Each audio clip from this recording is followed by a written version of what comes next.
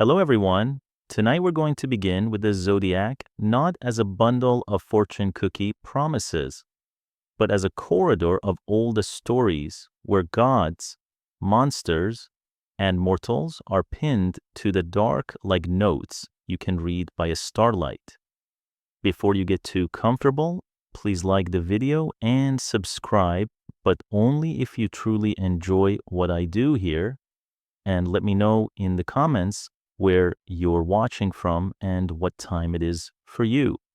It's always fascinating to see who's joining us from around the world. Now, turn off the lights, maybe switch on a fan for that soft hum, and let's step into tonight's journey together. We're gonna walk the belt the sun travels each year, the starry route sailors steered by and farmers trusted, the same ring your grandparents may have seen from rooftops without quite knowing the names. The Zodiac is not about prediction, it's about remembrance, a way ancient people carried their hardest lessons into every night that followed.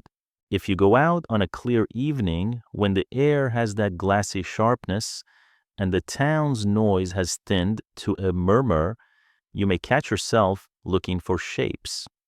The Greeks had a word for this habit, katasterism, the fixing of a life or a moment into the constellations. They were not drawing pictures to pass the time, they were binding memory to something permanent, teaching their children to point at a crooked handful of stars and say, here a promise held, here a vow broke, here someone leapt and paid for it. To them, constellations were not cold ornaments. They were archives, testimonies, warnings what remained when the shouting was done. Among those sky archives, 12 figures form a narrow highway called the ecliptic, the invisible path the sun appears to take across the sky, the same line the moon and the wandering planets frequent. Along that path, the ancients strung a beaded sequence ram, bull, twins, crab, lion, maiden, scales, scorpion, archer, sea goat, water bearer, fishes. Later ears hear zodiac and think birthdays. Earlier mouths said zodiakos kyklos, the circle of little animals. Charming, yes, and misleading. The 12 are not all animals, not even all alive. Among rams and lions stand twins, a maiden with a sheaf, a man pouring water, and a set of inanimate scales. It is a mixed company because human life is a mixed company, and the sky, ever practical, did not insist on neat categories. The ring is older than the language of Homer. In river cities far to the east, where reeds made a whispering border and brick cooled fast after sunset, scribes tracked bright shapes that rose and set along this same belt.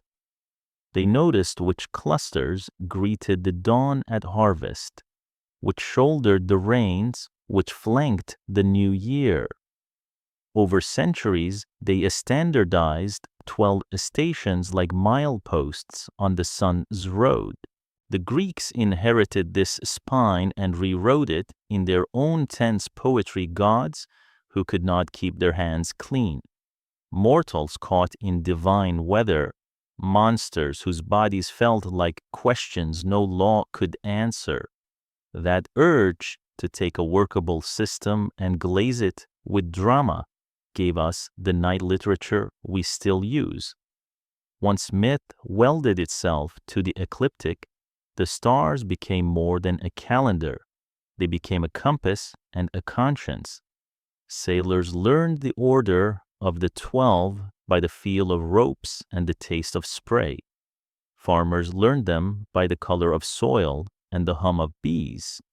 In port colonnades and market courts, magistrates gestured to the sky when they pronounced a fair measure or a warning. The belt of the year taught them how to pace work, how to steer, and how to speak in a register steady enough to outlast weather. The stories fixed in that belt rarely end clean. The Greeks had a genius for placing transformation at the point of danger. A boy becomes a constellation because his stepmother ruins seed and purchasable prophecies. A princess rides a god disguised as a bull because beauty and power arrive in the same breath. A crab dies under a hero's heel and is memorialized anyway because loyalty counts even when it accomplishes little. Again and again, salvation costs something, a sister's hand slips, a rescuer is sacrificed, a vow divides an immortal's days between sunlight and shadow. The sky kept those costs as visible so no one could pretend not to know. All this makes the zodiac less a wheel of fate than a field manual for the year. You can read it as a cycle of labor's decisive beginnings under the ram, pastures and a strength with the bull, the vow of the twins, a solstitial hinge with the crab, earned authority with the lion, bread and fairness with the maiden, balance made visible with the scales, a red-hearted warning with the scorpion, composure and aim with the archer, winter's endurance with the sea-goat, provision and rain with the water-bearer, the tide crossing with the fishes. It is a circle that returns not to where it began, but to the same questions with a deepened voice. What did you hold fast to? Whom did you carry? What did the year demand of you that you didn't expect to give? Because this is a living sky, a few details move under your feet. In one learned age, scholars compared older star lists to their own nights and discovered the frame itself drifts slowly over centuries. The equinox and solstice points creep along the ecliptic the way a shadow crawls across a stoop. The sun's springtime crossing that old writings still called the first point of Aries had, inconveniently, slipped into the fishes. Names lagged behind facts, as names often do, but the habit mattered more than the label. Ports still opened on the right weeks, fields still turned at the right reins, and the stories kept pointing at the same duties. If you look long at the belt, you'll notice how it threads together peoples who would have argued about almost everything else. Greek verses cling to it, yes, but so do river-borne names that traveled west by caravan and sail, so do Roman coins and law stones, so do Arabic star titles whispered on warm decks by helmsmen who watched the shaft of the archer climb, or the red coal in the scorpion's chest clear the yard arm. The ring is a chorus, not a solo. That is part of its authority. Memory that many tongues repeat lasts longer than marble. Now, because this is a story and not an index, we start where the ancients started the year's parade at the head. The ram kneels beside an altar, two children on its back, wind in their ears and the smoke is still in their clothes. A kingdom has been conned into famine. A boy is led to a knife by the smoothest lie a court can tell. A divine animal appears and does not hesitate. The leap it makes out of danger and into obligation will become the pattern for every new beginning that follows. And the cost of that beginning will hang in the air like salt over the Hellespont. We will follow them.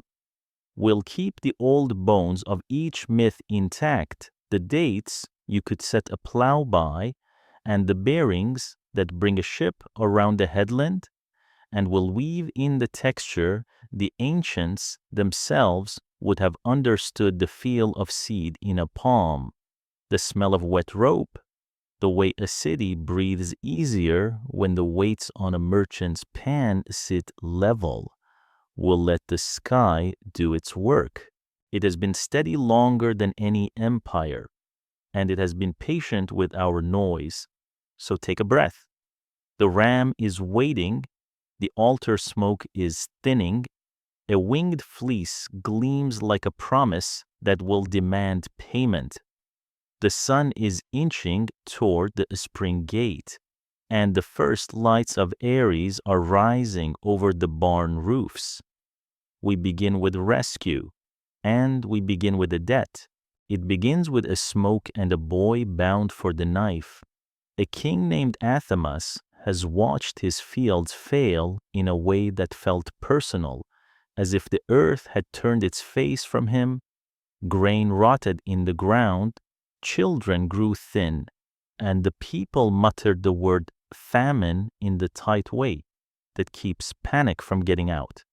To find the fault, Athamas sent to Delphi for a sentence from the god, because when a world breaks, men ask for lines to read.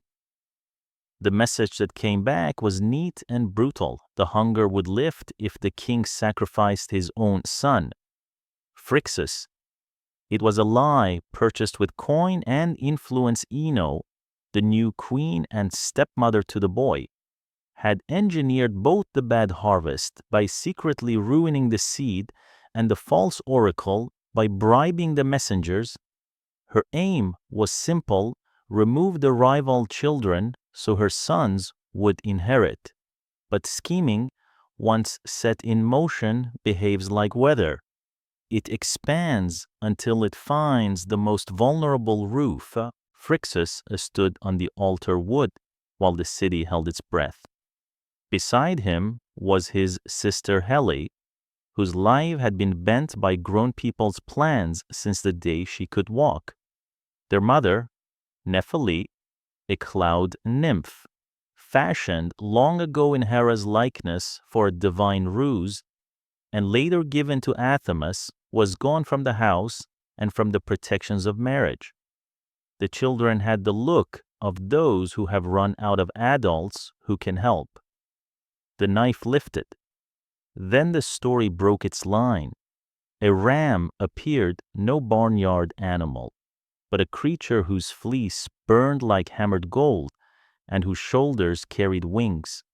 In some mouths, Hermes sent him, in others, Poseidon. None of that altered the sight, a savior that did not ask permission. The ram knelt. Phrixus pulled Helle up behind him. The priests dropped their blades, the crowd opened, and the animal leapt straight into the air as if the altar were a springboard built for that one moment. Wind tore at the boy's clothing. Smoke fell away like a sliding veil. The city, with its ambitious queen and purchased prophecy, shrank into a pattern of narrow roofs. They flew east, the ram's body steady as a ship's deck, hooves tucked, wings beating in a patient rhythm that calmed panic, the way a metronome steadies a hand. Sea replaced land, and the blue went from coin bright to iron as they passed into deeper water. Straits opened a funnel between continents where currents collide and men misjudge their strength. Here, the story keeps its cost. Helle's fingers failed. She slipped backward in a quiet, unbelieving movement, and the sea rose up and took her. The place kept her name, the Hellespont, the crossing of Helle, a chart-marked grief that pilots still call out centuries later when they pass. Phrixus looked once, a small figure stamped against sky and water, and then did what survivors always do. He held on. The ram carried him to Colchis, a far shore at the world's eastern edge, where a king named Aeetes, son of the sun, ruled under a hard light. Hospitality is a moral test in every age, but especially in stories that cross borders. Aeetes passed that test. He received the foreign boy. He listened to the tale with the patience of someone who has seen too many versions of ruin to be surprised, and he gave Phrixus a place. The boy, now saved past the point of speech, did the next necessary thing. He gave thanks. He sacrificed a golden ram to Zeus, some say to Zeus Phyxios, guardian of fugitives, an act both pious and cold. Gratitude to the god meant ending the life of the creature that had just ended his own danger. The fleece, radiant beyond the reach of dyes, was hung in a sacred grove of Aries and set under the watch of a sleepless dragon. It would shine there like a debt transformed into treasure, calling Argonauts into the future like a beacon for trouble. Zeus placed the ram in the sky, Aries' horns bent as if bracing for a leap that repeats every year when the sun returns to the spring gate. The honor is simple, a rescuer fixed where no politics can touch it. But the Greeks kept the other truth as well. Rescue leaves traces, an empty place at a strait. A boy living with the strangers, a creature honored only after its own life ends. Aries is the constellation of beginnings that arrive in emergency and charge a fee in grief. Because the year needs a start, Aries became a hinge for calendars. In older ages, the vernal equinox, when day and night balance stood among these stars, and whole peoples set their ledgers and rites by the crossing. Even after scholars learned that the equinox creeps along the ecliptic over centuries, the habit of calling the spring gate the first point of Aries endured. On fields, lambs arrived in cold grass. In towns, men saw the curved line of the ram, a modest sprinkle to modern eyes, and felt the year take a first clean breath. The brightest star, Hamal, held the forehead.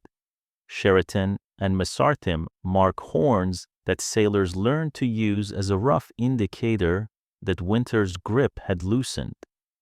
Practical knowledge clothed itself in myth, so it would be remembered by boys who had no head for numbers but never forgot a story. The human part of the tale stayed close to the ground. Athamas' court learned what all courts learn late, that hunger can be engineered and profits can be bought, but consequences don't consult ledgers. Eno's cunning had shivered the kingdom's trust apart. A god's intervention stitched it back only in pieces. Hela's name turned into geography. Phrixus's life turned into a quiet, adult gratitude in a foreign land. The ram's fleece turned into a lure that would send Jason and his crew into river mouths and past reefs that had sunk better men. Aries, then, is a beginning that refuses to be simple. It arrives like a hand pulling you from a flood and leaves you shivering on a bank you don't recognize, bearer of a story that others will harvest. Older memory makes the figure older still. In Babylonian lists, the same tract of a sky was the hired man, a worker at the head of the year, which tells you everything about how seriously the first farmers took a spring. A hired man shows up, no speeches, and begins. So does Aries. The Greeks took that labor and cast it in gold and wings, but the underlying duty remained wake, move, start. The ram's heliacal, rising its first appearance in dawn after weeks lost in the sun's glare, signaled tasks in trenches and on decks. In some coasts, sailors said, when Hamal climbs the rail, rig for the first true run. In valleys with good barley, men shouldered plows and put seed to furrow, while the ground still held winter's memory of water. If later astrologers fixed on Aries as boldness, impulse, and leadership, the older story complicates the complement. The boldness here belongs to the animal.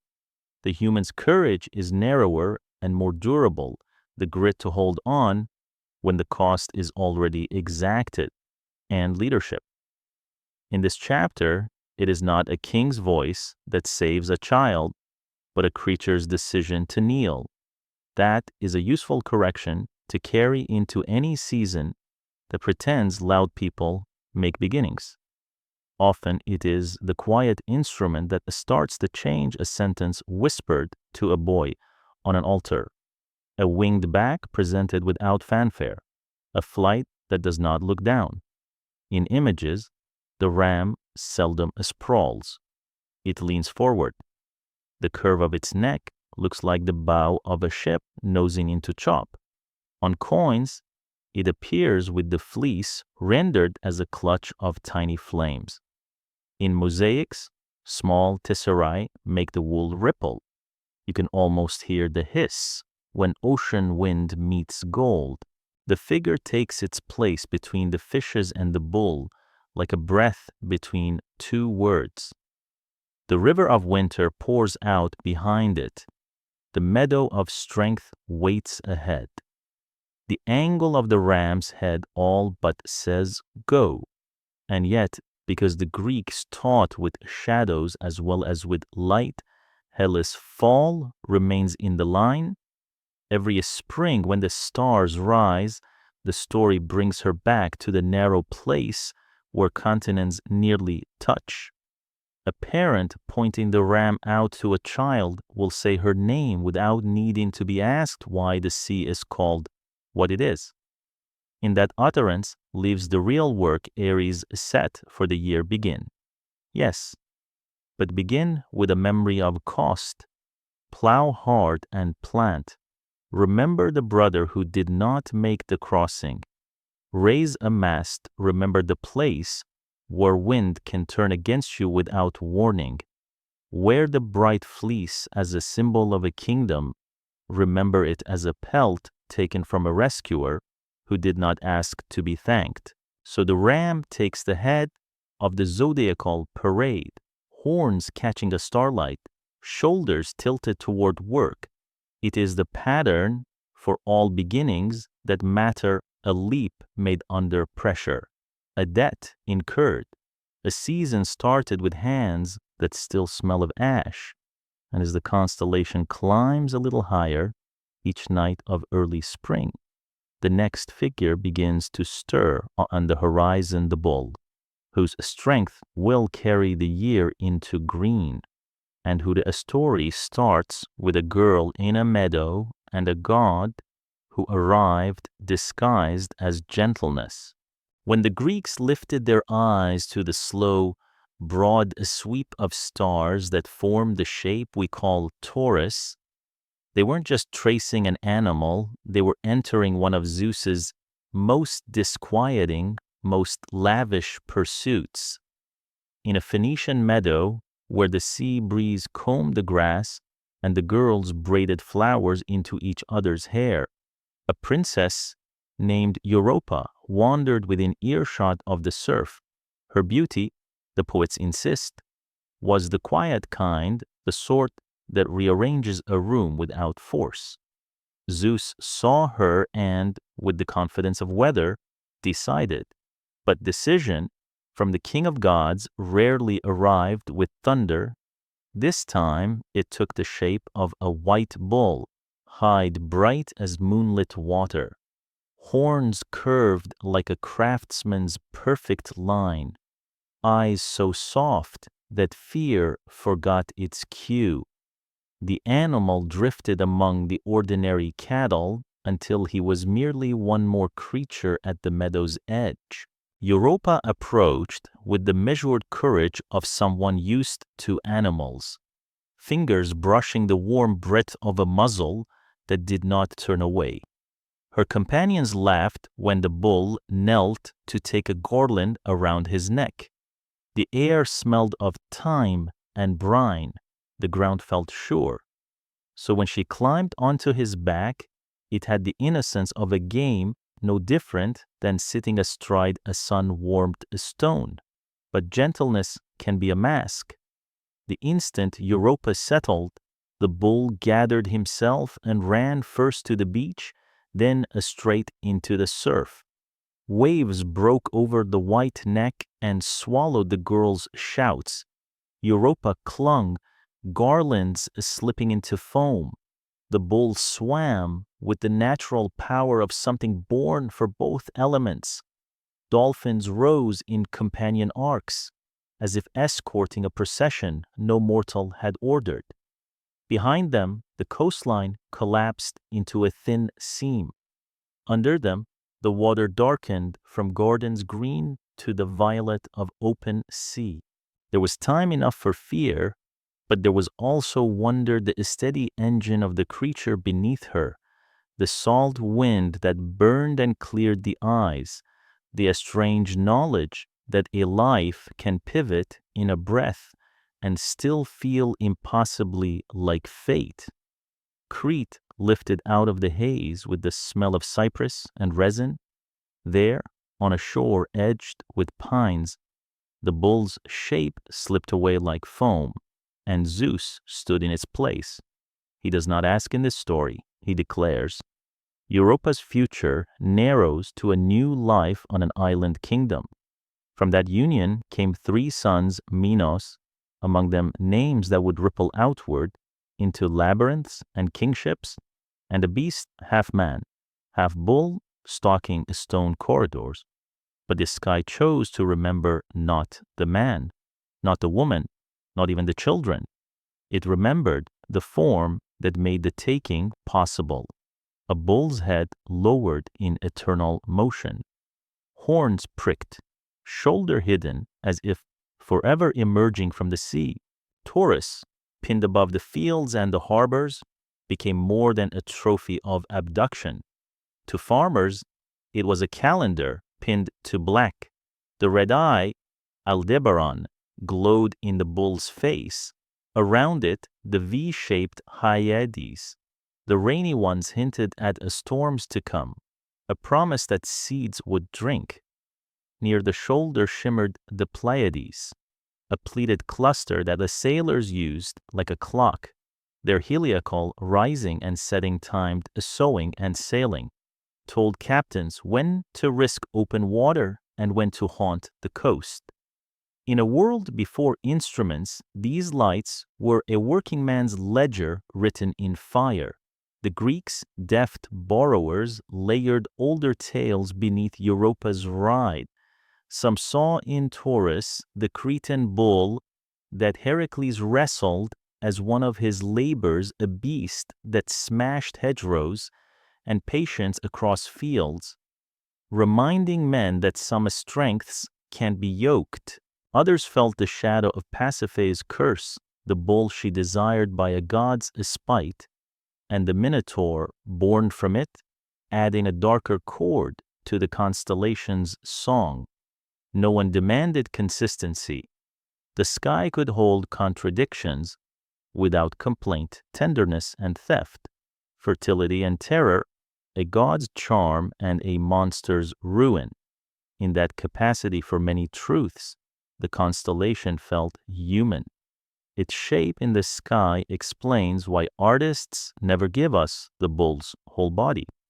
The ecliptic runs nearby, planets stepping past like travelers, and the figure we inherit is a head and 4 quarters thrust from the dark, the Hyades as face. Aldebaran, a burning eye, the horns ending at Elnath, and Zeta Tauri like points of a crescent blade.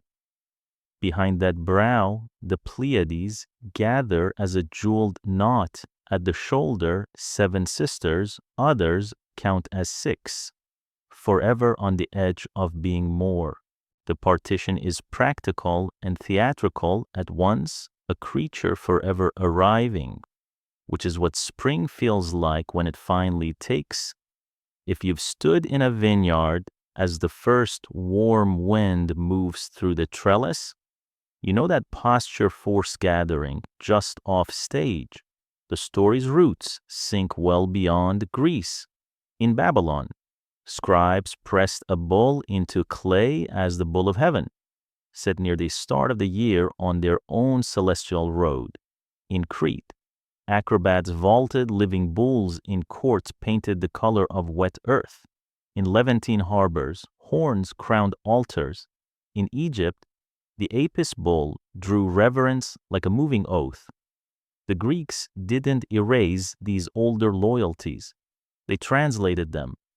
Zeus's white bull is a Greek sentence written in an alphabet borrowed from older scripts. Yet Europa remains the heart of the Greek telling. The abduction refuses to soften, even when the island gives her honor. Some versions grant her a marriage to the Cretan king. Some send her sons out into the loud uses of empire. Some keep the gentle, awful detail of the moment she lifted her hand to touch a divine disguise. In every version, the bull holds steady in the sky, dignified and dangerous. This is the ambivalence the Greeks understood well, that the same force that plows a field can also gore, that the white brilliance that lures a girl to garland can also carry her out to sea, that power even dressed in beauty asks to be reckoned with, not adored. The bull-guided lives where myth and weather meet. When the Hyads hovered, old men said, bring in the tools, the sky will water the seed. When the Pleiades dropped into the west at dusk, skippers shortened ambitions. Minoan frescoes of flying youths over broad backs found their echo in cottage mosaics and city coins, where a bull presses into a wreath or lifts Europa, while the sea foams beneath them. Housewives knew the sign as well as heralds did on a moonless walk home.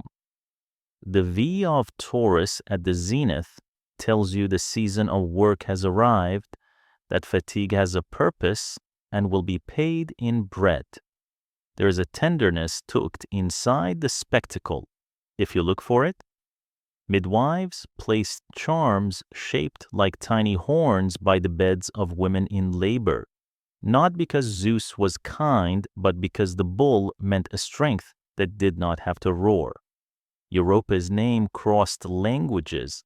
Her story, carried by sailors and merchants and gossips, took the contour of a map, the girl from the wide view, taken to an island that would send the laws and ships back in reply. The poets did not rehabilitate Zeus. They let the discomfort sit beside the beauty and left the sky to hold both. Stand on a clean winter night and find the bull's face. Let your finger drift to Aldebaran's amber spark, then along the V to the horn tips, then back to the faint haze of the Pleiades. A lantern and a warning, a calendar and a memory. You'll be doing what sailors did from Cyprus to Syracuse, and what farmers did from Boeotia to the heel of Italy, reading the year in a strong animal's posture. And you'll see why the Greeks set this figure right after the ram, a swift rescue followed by the arrival of force. Aries leaps the child from danger. Taurus lowers its head and drags the season forward.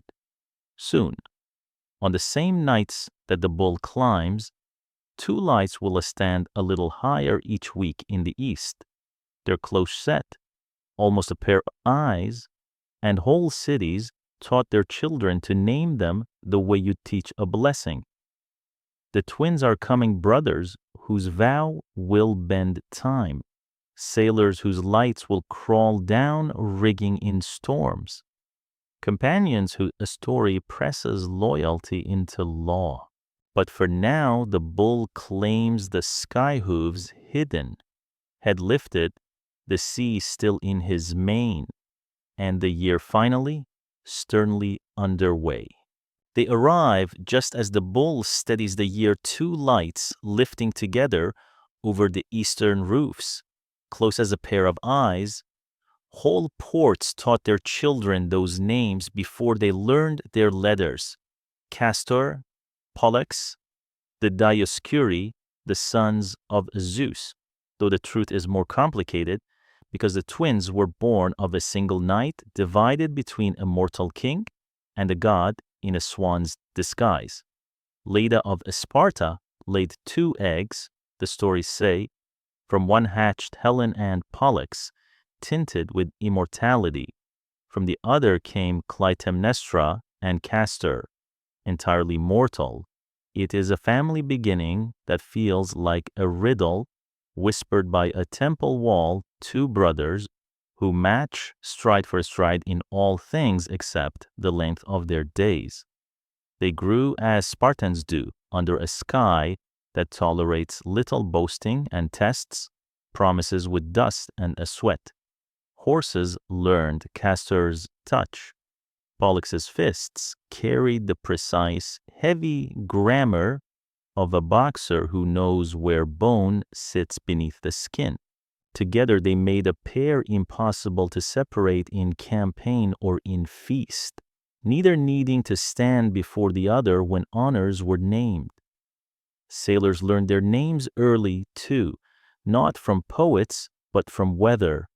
Men on pitching decks swear they saw a pale fire creep along the yard in a black squall, small blue torches touching mastheads and rigging. They took that cold flame as a sign the twins had come aboard, that a vow made somewhere on a Spartan training ground had stretched onto the open sea. Fear lost its teeth for a while. Oars took the water again. Their stories move like a convoy through the old world. On the voyage of the Argo, when a shore bully king named Amycus demanded that each visitor meet him with bare knuckles, Pollux stepped forward the way a man opens a door he has built himself. Sand flew. The surf counted the rounds. The king's jaw met a lesson it had avoided until then, and the crew went back to their oars without ceremony. Later, in weather that meant to end them, small flames ran the length of the spars, and men who didn't waste breath on prayers said the twins were there. It is hard to argue with comfort that arrives in a storm, but myth, like weather, seldom holds in one direction. The quarrel with their cousins Idas and Lynceus began, as these things do, with pride braided through a dispute over women and cattle spoils that remembered earlier promises. Words sharpened, spears remembered their uses. Where you stand in the telling depends on the town in which you hear it, but all versions arrive at the same wound. Castor, the mortal, struck down. Pollux, facing the wide loneliness of living when the other half of yourself has crossed a border you cannot cross. Turn to Zeus, not as a petitioner to a king, but as a son who has run out of choices. Let me share what I have, he asked. Take half my immortality or break it in 2 and give us days together in turn. The gift became a sentence one day in the light of Olympus, one day in the dark among the shades, or else a different mercy. The brothers fixed side by side in the vault where time cannot pry. That arrangement matters. It is not a pious bow tied on grief. It is a habit formed in the presence of loss. The Greeks did not hide from that cost. In Sparta, where the Dioscuri were honored with the Theoxenia bread and wine set out as if the twins might recline like guests, the lesson seeped into drill yards and dining rooms. Devotion is work done daily, not a fever of an hour. Boys learned to trust the man to their right because the city pointed to the sky and said that is what a line looks like when it holds. Athens kept a precinct for them as the Anarchies, the lords. Little roadside shrine in rough stone scratched 2 stars near the top, so travelers could rest their backs, where a story might protect them longer than a spear. Across the water, Rome proved harder to charm and quicker to calculate, and took to the twins anyway.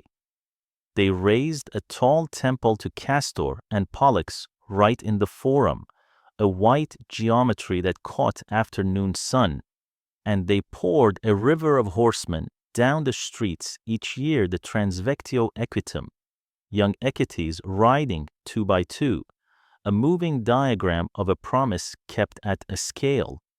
Coins carried their caps with stars above, and fingers that counted debts or traced a lover's name also traced a city's idea of loyalty. On winter evenings, when Gemini stands high and the air turns bell clear, their neighborhood in the sky is busy with theft, music, and a skill Orion's belt to the south, Sirius burning the fields of Canis Major, Capella glittering in Auriga's cart. But the twins hold their own with a steadier light. Look up from a key in late winter, and you can find Pollux glowing warmer, the brighter of the pair, Castor a touch colder. The two set so close, the mind ties them before the tongue does. The pair rises soon after twilight in those months, when hulls need tar and men need the kind of patience that knows spring will come. Not because your bones want it, but because the stars say so. Sailors grew practical religion out of that comfort. A captain who saw blue fire on a mast taught his lads to breathe easier, not because a miracle had arrived, but because a pattern had. There is discipline in that acceptance.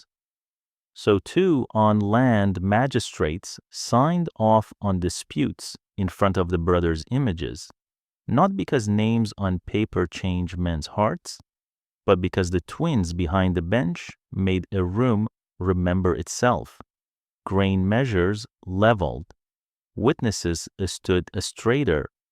The habit of fairness can be taught by a picture, the way a ship can be kept from yawing by a hand that knows what true feels like. Their household legends thread through the wider Greek tangle, rescuing their sister Helen from Theseus's house, returning with Aethra as a hostage, sometimes starting the cattle quarrel by ambition, sometimes ending it by mercy. The details wander as all old stories do. The center holds Castor the horse tamer, Pollux the boxer, a pair that refuses to let one life run farther than the other. Philosophers, those restless accountants of meaning, pointed to the twins when they wanted to show that even divine gifts take on weight when love enters the sum. Immortality alone is a prize. Immortality divided becomes a discipline. The sky keeps their contract visible. In harbor towns, pilots tracked the twins to time spring departures. When the pair cleared the eastern roofline at the end of dusk, men fixed schedules in their heads this week. Mend next, fetch the oars. On Blackwater nights, the twins kept company with Saint Elmo's little fires, the kind of weather that pushes a crew against the edge of panic. Even centuries later, the memory survives as a proverb spoken softly in cramped spaces when the twins show, hold your line. Art loved them for their quiet authority. On a crater black as blown glass, they ride with spears grounded and horsehair crests, catching an imagined wind. In mosaic, the tesserae around their heads lift like faint halos, stars translated into stone. On rings no wider than a thumb, tiny busts sit beneath 2 points, a secret sermon carried into markets where men bargain too sharply and remember, touching the seal, to add a fig to the tray. Their constellation also taught the year a rhythm that outlasted empires. When Gemini follows Taurus up the sky, storms soften by degrees. The sea settles enough for careful crossings. Fields ask for repair rather than heroics. The twins preside over this moderation with the politeness of men who know their strength and refuse to waste it. Even their appearance across a night carries a lesson. They rise together. They set together. A child looking from a courtyard can see in one glance the shape of companionship that does not crowd, the espacing that lets both figures breathe while their lights remain bound. There is a science tucked beneath the poetry that would have pleased the old observers. Castor, whose light looks clean and white to the naked eye, is a complicated thing indeed. To lenses and lists, a whole family of stars braided into one bright witness. Pollux glows warmer and closer, a presence you could almost talk to on a still night. But those are later notes, the kind a careful keeper scribbles on the margin of a well-loved chart. For the ancients, what mattered was simpler and harder. These two lights kept their appointment with each other. When storms frayed ropes and city arguments ran hot, stand on a winter roof with your cloak pulled tight. Find the bull's V, slide your gaze east until the twins take hold. Think of a boxer who refused to be called lucky when luck was really practice. Of a rider whose hands taught animals to trust an hour before battle. Of a brother who asked to divide forever so that together could still be true. When Castor and Pollux cross the meridian, a city breathes a little easier. A ship holds a steadier course. Somewhere, a boy learning to keep his place in a line looks up, counts 2 lights, and chooses not to run. The swamp at Lerna breathes like a wounded animal, mud sighing, reeds rattling, pools holding a gray sky that will not open. Here the second labor begins, not with trumpet or herald, but with a hiss. Heracles comes with club and sword. Iolaus follows with a cart and fire. They step into ground that remembers old blood. Frogs fall quiet. Roots hang from banks like ropes. Then the water moves as if something underneath has remembered its purpose. 9 heads lift black lilies, opening eyes low and ember bright. The hydra does not charge, it studies. The first blow lands wood on bone and a head explodes into weeds. The stump breathes a steam and flowers. 2 new mouths rise. The lesson is simple and merciless. Strength breeds more trouble when used without thought, so they change the rhythm. Heracles pins a neck under his knee and hacks. Iolaus follows with flame, cauterizing the raw stump until the flesh seals with a bitter scream. Cut, burn, step, breathe. The marsh becomes a workshop for ugly skill. Smoke claws the throat, sweat salts the eyes. The monster tears up roots, tail whipping reeds flat. The smell iron, rot, and something like sour lightning fills the lungs. In the middle of that work, a smaller danger arrives with bureaucratic malice. From the black water, a crab crawls shell like a cracked shield, claws opening and closing with a slow certainty. Hera has sent it, eager for any wound that might tilt the day against Zeus's inconvenient son. Carcinus makes for the ankle and bites with a chitinous, patient force. The hero staggers, a head lunges, the fight threatens to become chaos. Heracles shifts his weight and drives his heel. Shell breaks with a flat report. Another stamp quiets the legs. The crab folds into the mud. It has done its duty distraction, not victory, and for that small, obedient spite.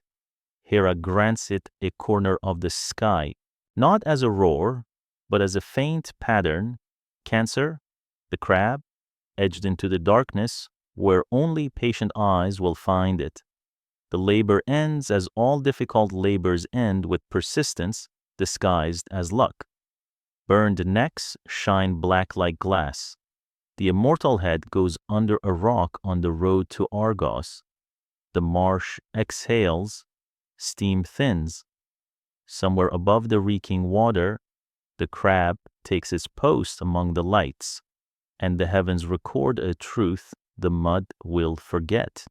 Even the small bite matters enough to be remembered. Cancer rises where the year turns hot.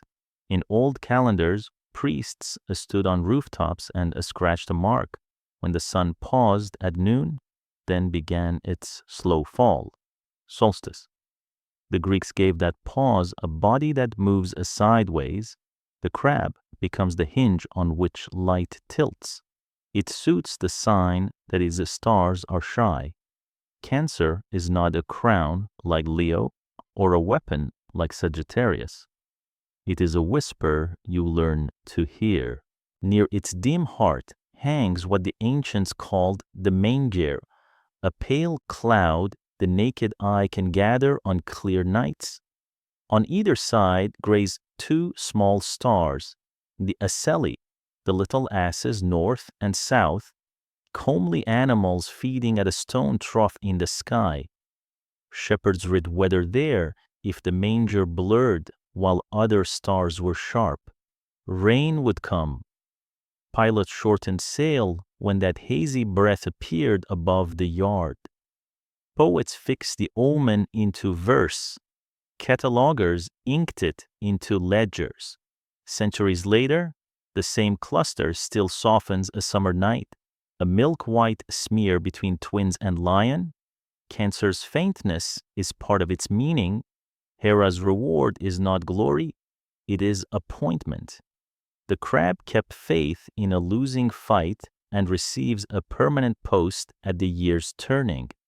Many efforts in human life look like that necessary, almost invisible, rarely praised. The sign holds a space for them.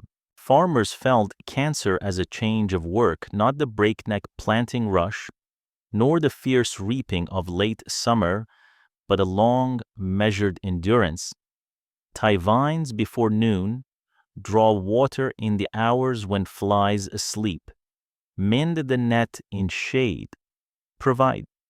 The dog days begin to gather their weight. In ports, the wind slackens. A week of calms can maroon a hull like a fly in amber. Captains school their crews in patience. Oars out, sails slack. The sky a white bowl by day, a glass lit by night. The crab keeps them company, two dim asses, a faint manger, a promise that a small constancy is not wasted. Philosophers liked Cancer for another reason. In the imaginations of later schools, souls descended through this gate to take on flesh and returned by the opposite door in winter's sign. The crab and the sea goat became bound markers, arrival and ascent, breath in and breath out. Cancer's association with the moon, the house of Selene, fits that traffic. Night by night, Selene pours her cold light over this reach of the ecliptic, presiding over tides of shore and asleep, kitchens left open to catch a breath of midnight air, infants laid on cool stone while the heat clicks in the rafters, where Leo teaches how a strength should stand. Cancer teaches how a household endures. Earth keeps the sky's names even after the sky drifts. The latitude where the sun once stood at its highest noon carries the crab, in its title, still the Tropic of Cancer, stitched across maps like an old scar that no one bothers to remove because it reminds more than it confuses.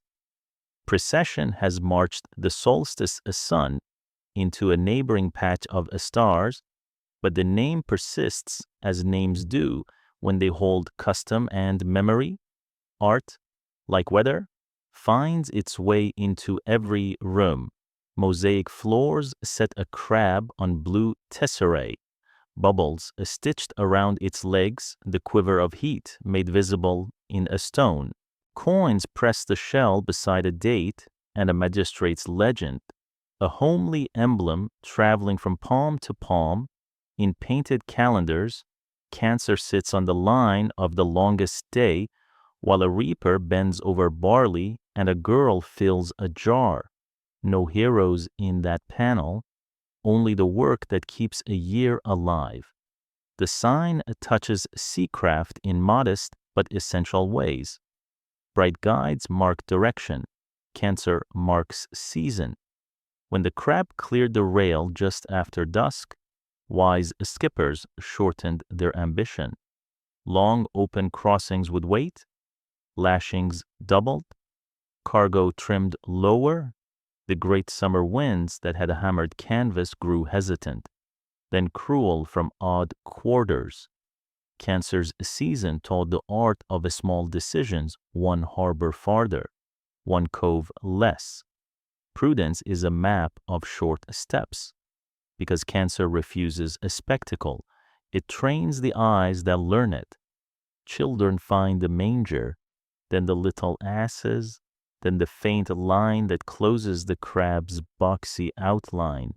They carry that map into other lives, into bookkeeping that checks a column twice, into a mason's habit of tapping each newest stone, into the daily courage of someone who does the next necessary thing when no one is looking. The sky keeps that instruction available every clear night between twin saints of loyalty and a lion's heart. Hera's gesture immortalizing a creature that failed to win carries a sly justice. In her feud with Zeus's son, she plays the long game of memory. The crab bit, and the bite drew blood at a bad moment. Reward the attempt. Build a place for small obedience beside grand triumphs. Let sailors, farmers, and shopkeepers see their lives honored in the same dome that bears kings and monsters. Cancer is the quiet companion in a gallery of loud figures, a relief, a rebuke, and a reassurance. Astronomers, great lovers of detail, find tenderness here too. The manger later numbered and catalogued resolves into a grainy swarm in dark air, a beehive of suns bound together. The ocelli flanking it are modest lights to the naked eye, but old writers made them weather's signature.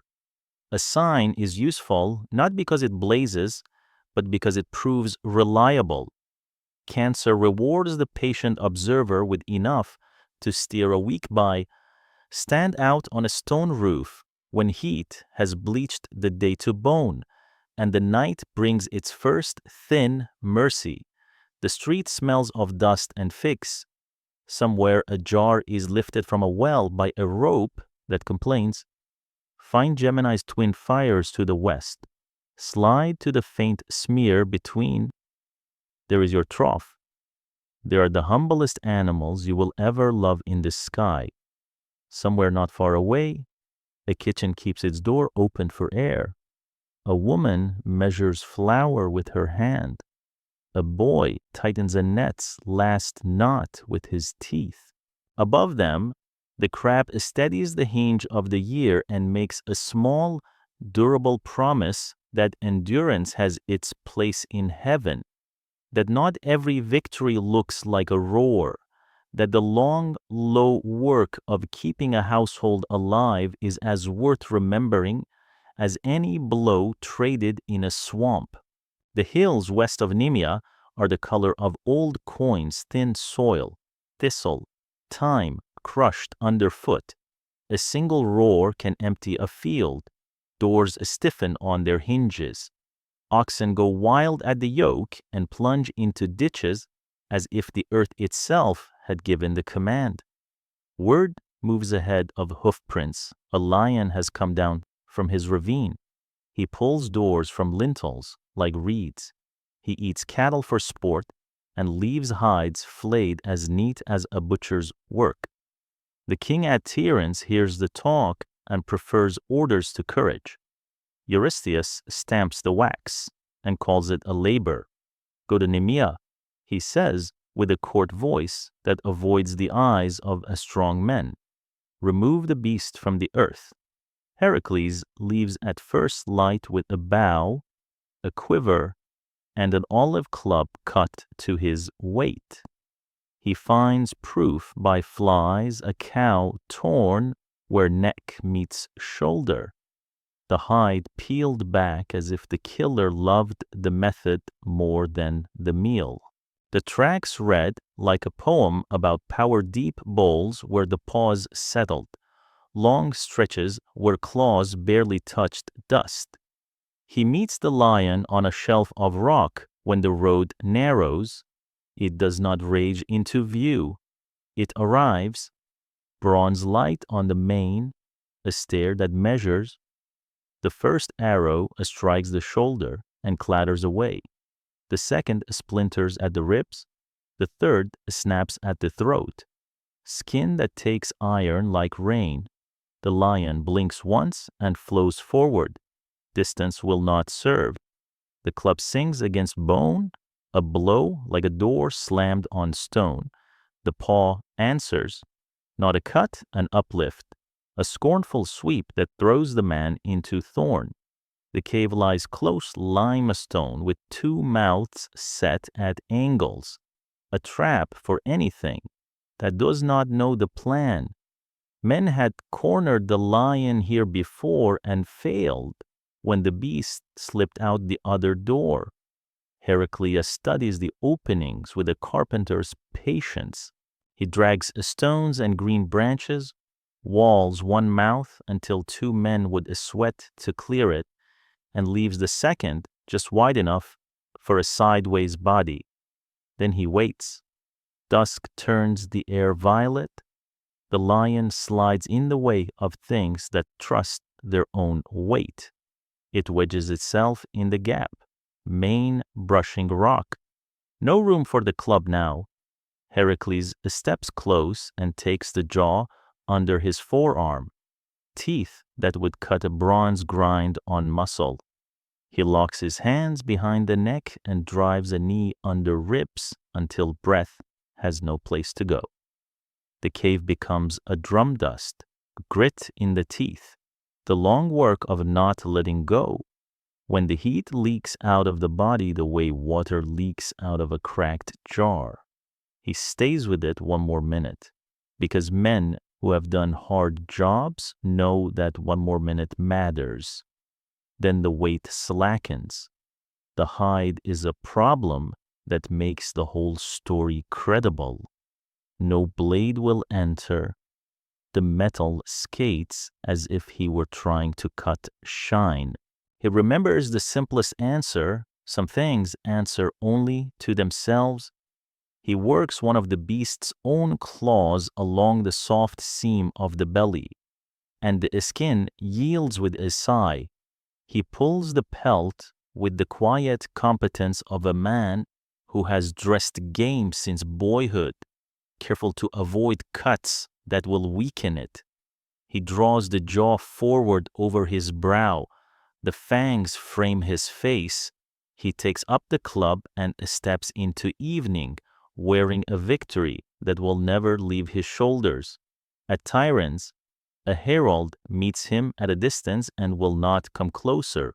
Inside, Eurystheus peers from a threshold, sees the lion's head walking, and backs into a great clay jar as if thunder had entered the court.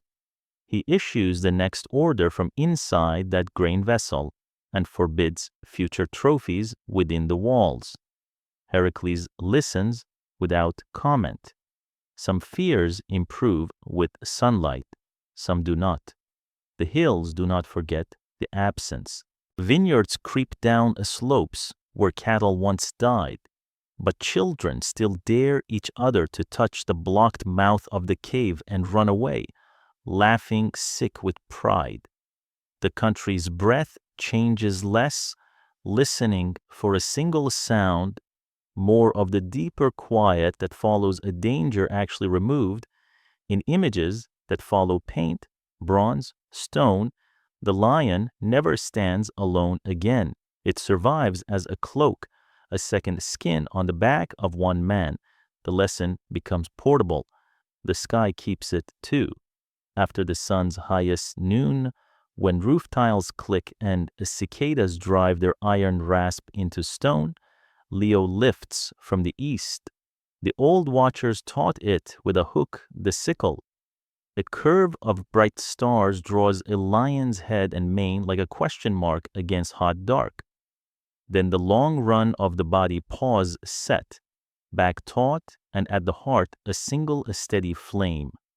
The Greeks called it the lion's heart. Later mouths said Regulus, little king, a word that sounds modest and isn't. At the tail a cold spark holds the line de nebula, so the animal seems poised to step forever. Farmers took their measure from that poise. When the sickle cleared the rooftops at dusk, presses were swept, jars set out for the first run of must. Men tied figs in pairs with grass and hung them to dry. Women drew water before noon and hoarded shade. Vine leaves bled white if cut careless in heat. Leo did not promise rain or judge disputes. It set a standard for the season: work early, stand firm, spend strength like something counted. Sailors trusted Leo with the same unsentimental affection. In the hour before dawn, when Regulus rose out of a black sea, a helmsman could check his course for Rhodes or the heel of Italy with a glance. When the sickle leaned west at the end of night, crews knew how many oar spells remained before the watch changed. The lion does not shout in the storms. It stands where it should and steadies a hand that wants to overcorrect. Philosophers stole it for their own uses without shame. They spoke about the difference between force and authority, between a crown and the head that can bear one. The lion's face looks outward. It does not plead. It consents to be a measure. Judges wore rings with lions on the bezel and tried to remember that haste shames the bench. Kings brought wreaths to temples and asked for dignity that does not tip into rage. Mothers told daughters that iron in the spirit does not require iron in the tongue.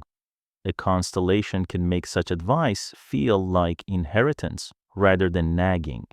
The figure's placement along the year teaches a rhythm without words. Behind Leo lies Cancer, quiet hinge of heat, a manger and two dim asses. Ahead lies Virgo, wheat, lifted in a calm hand, the law done without fuss. Pause, labor, measure. The lion holds the middle chapter, the part of the story where you do not flee and you do not feast. You simply meet the thing that had learned to take doors off their hinges and refuse to be its pupil. Art keeps the posture alive. In mosaic, the creature crouches in tesserae that catch wine and water and glow back. On coins, its head faces into an invisible wind, wreaths surrounding a magistrate's name, strength offered to law, not opposed to it. In sculpture, the pelt becomes a mantle that silences boasting. If you have strangled a lion in a cave with your hands, no speech can improve the fact. Astronomers, enviable for their calm, wrote Leo into catalogs with a craftsman's pride. They listed the stars of the sickle, placed the heart, noted the faint light at the tail. They copied the pattern into a night sky ledger that farmers and pilots could trust. Centuries later, other scribes added the shower that sometimes tears across this field, The meteors of November that scratch ice blue lines through midnight, reminding anyone awake that even a steady figure endures visitors and still holds. Egyptian priests once watched the sun enter Leo with the Nile rising behind their backs. And though Sirius stirred that calendar more than the lion did, the overlap gave later tellers room to say that the beast of heat presides when rivers run high. The association survived because it felt true. August demands discipline from cities built on water and a stone alike. Store jars in shade. Do not put crews into noon. Hold the line you set at dawn. Stand, then, in a courtyard at the end of a long day. The sky above Nemea or Naples or Smyrna has gone the color of crushed grapes. Crickets file their stubborn brief.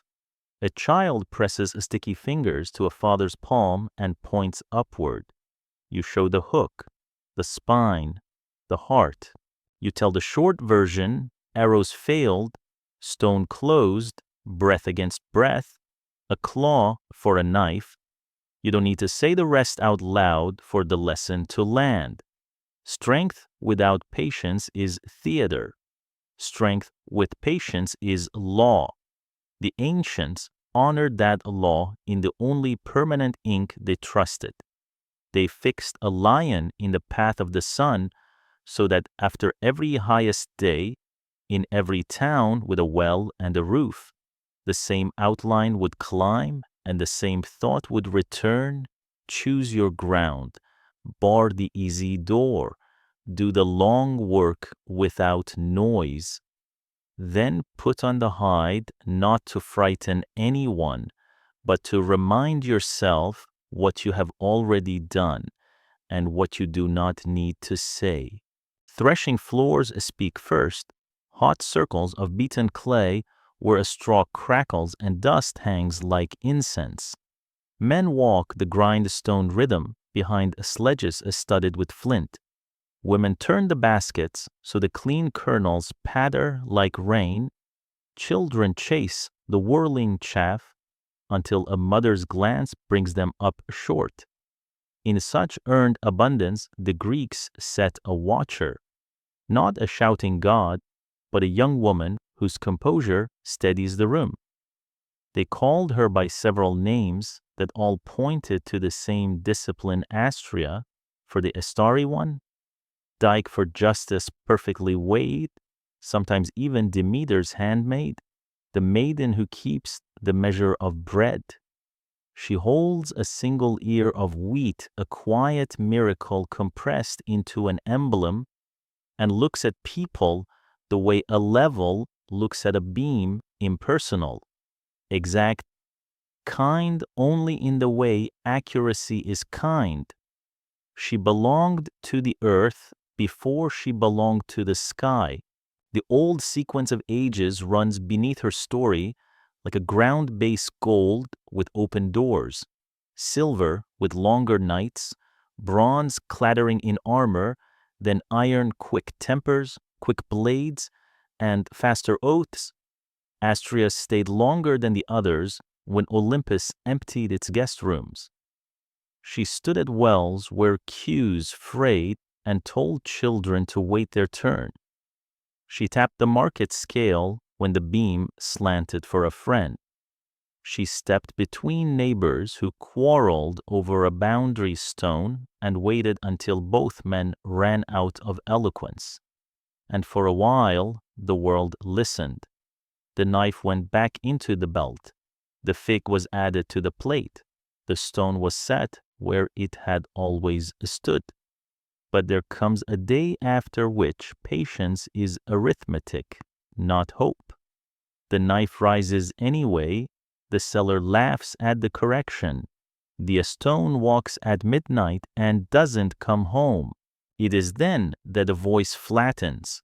A face learns the shape it will keep for years, and the listener from porch to portico becomes a pillar nobody consults. Astrea departed without performance, not flight, not thunder, a steady leaving. Dust from a plane tree road clung to the hem of a white dress. Barley gleaners lifted their heads as she crossed the field and said nothing. Dogs watched with their chins on their paws. She held up the ear of wheat the way a mother shields an infant in a crowd, and she stepped carefully. Bucket bearer, careful, up into the only place where the gesture would not be jostled. The heavens took the outline as if they had always been waiting for it. There she reclines along the path the planets walk, spare of ornament, rich in implication, Virgo, the maiden. The bright ear she keeps became a star with a name that sounds like the thing itself when you say it in a quiet room, Spica. On nights when wind has scoured the air to glass, Spica burns a steady white low in the south, a coal pulled from ash and held high. To the side, a subtler lantern carries a farmer's whisper of a name, Vindemiatrix, the grape gatherer, a reminder that field work is a calendar before it is a story. When that star lifts clear of haze, vintagers sharpen knives and test the sweetness in skins with stained thumbs. Virgo is bread first, wine next, fairness throughout. Law took the figure into its own house because law is, at bottom, the same work as a decent harvest, measuring without favoritism, leaving a corner for the poor, keeping the weights true when no one is watching. On the first light of market day, under awnings that sweat resin, scales came out of cupboards and their pans rang like small gongs. Merchants, catching Virgo above the western roof line, performed the city's most useful liturgy, adding a fig, taking one off until the cross arm came level. Magistrates, copying bonds on wax, felt the calm of her posture in their fingers and wrote the witness names with straighter reeds. She does not threaten. She reminds. The difference explains why cities endure. Sailors learned her language by angles instead of threshing songs. Spica rides low in spring, then climbs to a commanding height as nights shorten. In the middle watch, when the mind wants mischief, a helmsman could fix a course by that single lamp without announcing it to the crew. The bow held true. The talk at the tiller kept its unhurried pace. The ship arrived with the dawn. To steer by one bright point is to accept two lessons at once. Steadiness is a craft, and trust is a virtue you practice with your hands. Astronomers, not poets by trade, and yet often moved to poetry, kept her with special care. They wrote her place and brightness into lists that outlived kings. When Hipparchus compared old reckonings with the sky above his island and saw that the equinox had shifted against the stars, Spica helped teach the hard, useful conclusion: the world moves. Your measures must move with it. Calendars adjusted. The maiden did not sulk. She is the patroness of corrections made without drama. Artists never tired of fitting her into rooms where daily choices were made. On a dining wall, the maiden watching two men count coins, her gaze falling unblinking on the smaller pile. In a bath, a mosaic of the sheath across deep blue tesserae that glisten when water runs, each grain picked out with pale stone like a promise you can touch. On coins in busy harbors, Spica alone over an ear of wheat, no sentence needed passing from hand to hand as a traveling compact between a stranger and a stranger. Even when sculptors handed her a scales or a palm branch, the wheat stayed. Food and fairness, the city's two lungs. She has older neighbors under her paint, across the riverlands where writing first learned to run like water in clay. A goddess of the field stood with a spike in her hand, while scribes pressed reed signs for measure, flood, tax, and bread. Traders brought that figure west in the same carts as grain. The Greeks did what Greeks do, layered a story over a story until the palimpsest was honest to both. Their maiden watched the threshing. She also bore justice's name in courts. She kept fields from cheating and tongues from sharpening too fast. If you raise your eyes now across centuries and alphabets, you can see the underdrawing still, like a good sketch under a fresco, a woman, an ear, a city trying to remember itself. There were other threads, darker and useful, somewhere in the registries of grief. A girl named Erigone hangs herself from a tree because no one believed her father's innocence. A dog found him too late. The gods gave both a place. Virgo's calm in that telling carries the taste of a verdict delayed and a truth that had to be carried upward to be kept. The point is not which version you choose. The point is that the image can hold a field's joy and a courtroom's sorrow at once without breaking. Festivals, which are the city's way of saying, remember this with bread and music, placed Virgo at the hinge where hard summer tilts toward vintage. Men set wreaths on Doric capitals. Women cooled wine with river stones wrapped in linen. Heralds read out debt remissions that would carry stubborn households to spring. In those evenings, the maiden's star cleared the haze, and the courtyard air changed less iron, more patience. Fathers, pretending it was about astronomy, pointed Spica out to children who were, in fact, being taught how to be fair. Do not mistake her serenity for softness. The figure interpolates between Cancer's pause and Libra's scales. She is the labor between hinge and judgment, the habit of keeping the sack honest, the voice that lets the poorer litigant speak first, the discipline of sweeping the threshold before business begins. Nothing here glitters, everything here holds, and on very clear nights, north wind washed. Lamps trimmed low, you can see how large she is. Virgo is the second great continent of the stars after the hunter of winter, vast and quiet, far off, beyond naked sight. Sprawls a city of galaxies in her bounds, an empire of wheeling lamps that philosophers would have loved had they known it, yet the eye, unaided, returns to the single ear of wheat. This is part of the lesson. Wonder has a scale, but obligation has focus. Feed the household, keep the measure, then look up and be humbled. By the time she leans west in the cool before dawn, presses are ready, ledgers balanced as far as ledgers ever are, and the first figs split along their seams. She leaves, as she arrived, without trumpet. The bread will be baked, the case heard, the contract sealed, the corner left for gleaners.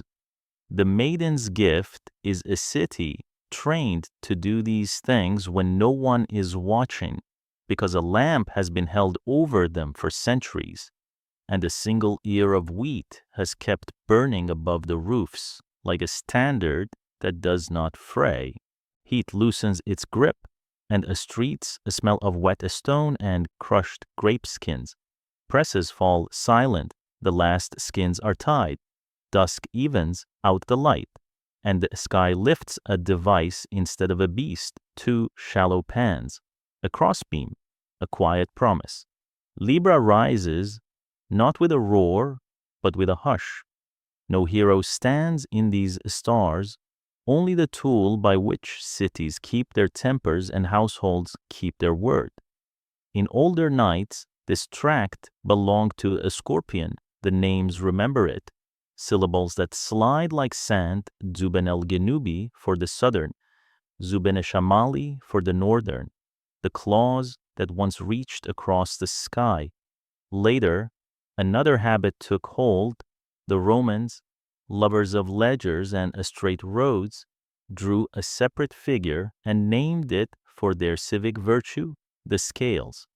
A people who stamped equitas on coins and set bronze standards in forums wanted heaven to carry the same instruction.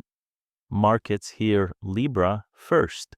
At dawn, the awnings lift, and beams with bright pans come out of cupboards like small altars. A boy lays out stones stamped with numbers. The shopkeeper wipes the blade a straight arm with linen. Customers point barley, figs, a wedge of cheese, and the crossbeam tilts and lifts until it holds. No sermon is needed. The beam becomes a brief theater in which strangers agree on weight and price. The courts hear Libra next. On mornings when harvest disputes crowd the docket fence lines, dowries, water rights, an usher sets a small bronze balance on the magistrate's table before the first case. Light catches the pans. Litigants see a center that does not belong to either of them. Witnesses stand straighter. Scribes wet their reeds again. A judge who may thunder later begins in a quieter voice because the room has remembered what fairness looks like. Long before Latin spoke its name, scribes by brown rivers pressed this figure into clay, noting weights beside temple stores and marking the season when the year turned toward autumn. In Rome, the sun crossed the line of equal day and night within these stars, and cities tied ritual to that, crossing a little balance carried to the temple steps. Loaves and coins piled on either pan until the arm steadied, a public promise that men would do likewise at their stalls and in their ledgers. Astronomers loved Libra's character. They noted its spare geometry alpha holding the southern pan, beta the northern, fainter lights closing the bar, and they loved the correction that lived inside the sign. When Hipparchus set old lists beside his own nights, the equinox had slipped along the ecliptic by slow degrees. The balance point moves, his numbers said. Good minds learned a civic truth. From the sky's example, the picture can hold while the frame shifts. So the just adjust their measures as facts change. Sailors did not steer by Libra the way they did by the lion's heart or the twins' heads, but they watched it for timing. When those twin lights lifted together at dusk, pilots felt the change in wind, and the swell confirmed the long summer northerlies were done. The short, steep chop of autumn had the floor. Bold voyages turned into coastwise runs. Lashings were doubled. Or leathers checked. Prudence called itself experience and went to work. Art put to scales wherever the city wanted memory. On denari, Equitas holds a balance in one hand and a cornucopia in the other law, and provision yoked without rhetoric. Over public benches, a relief of a calm goddess lets two trays dangle from her fingers. Below, a citizen sets his own weight on the public ponder and tests a merchant's claim without insult. In guild halls, officers begin the yearly audit by placing a stone each master and newest apprentice until the beam levels, a ceremony that turns honesty into muscle memory. Myth turned the device into character, where the scorpion promises a counterstroke and the archer promises vigilance. Libra promises a habit. Its hero is a thing, and the thing's virtue is that it will sit in the open while you argue and then decide without anger. The sign relaxes a city after the bright heat of Leo and the hard labor of Virgo. The scales ask for smaller voices. They reward those who bring their measures into daylight and accept the verdict without tremble. Listen to a harbor as Libra crosses the meridian. Ropes rasp over bollards. A quartermaster who has buried friends flips open a slate and counts one jar secured forward because the chop will start tonight. One cask shifted aft so the rudder will answer with less strain. In the market beyond the quay, a woman taps a beam with her knuckle, and the shopkeeper, no fool, adds a fig. Neither looks up. The lesson is already in their wrists. The sign's double history still speaks through its names.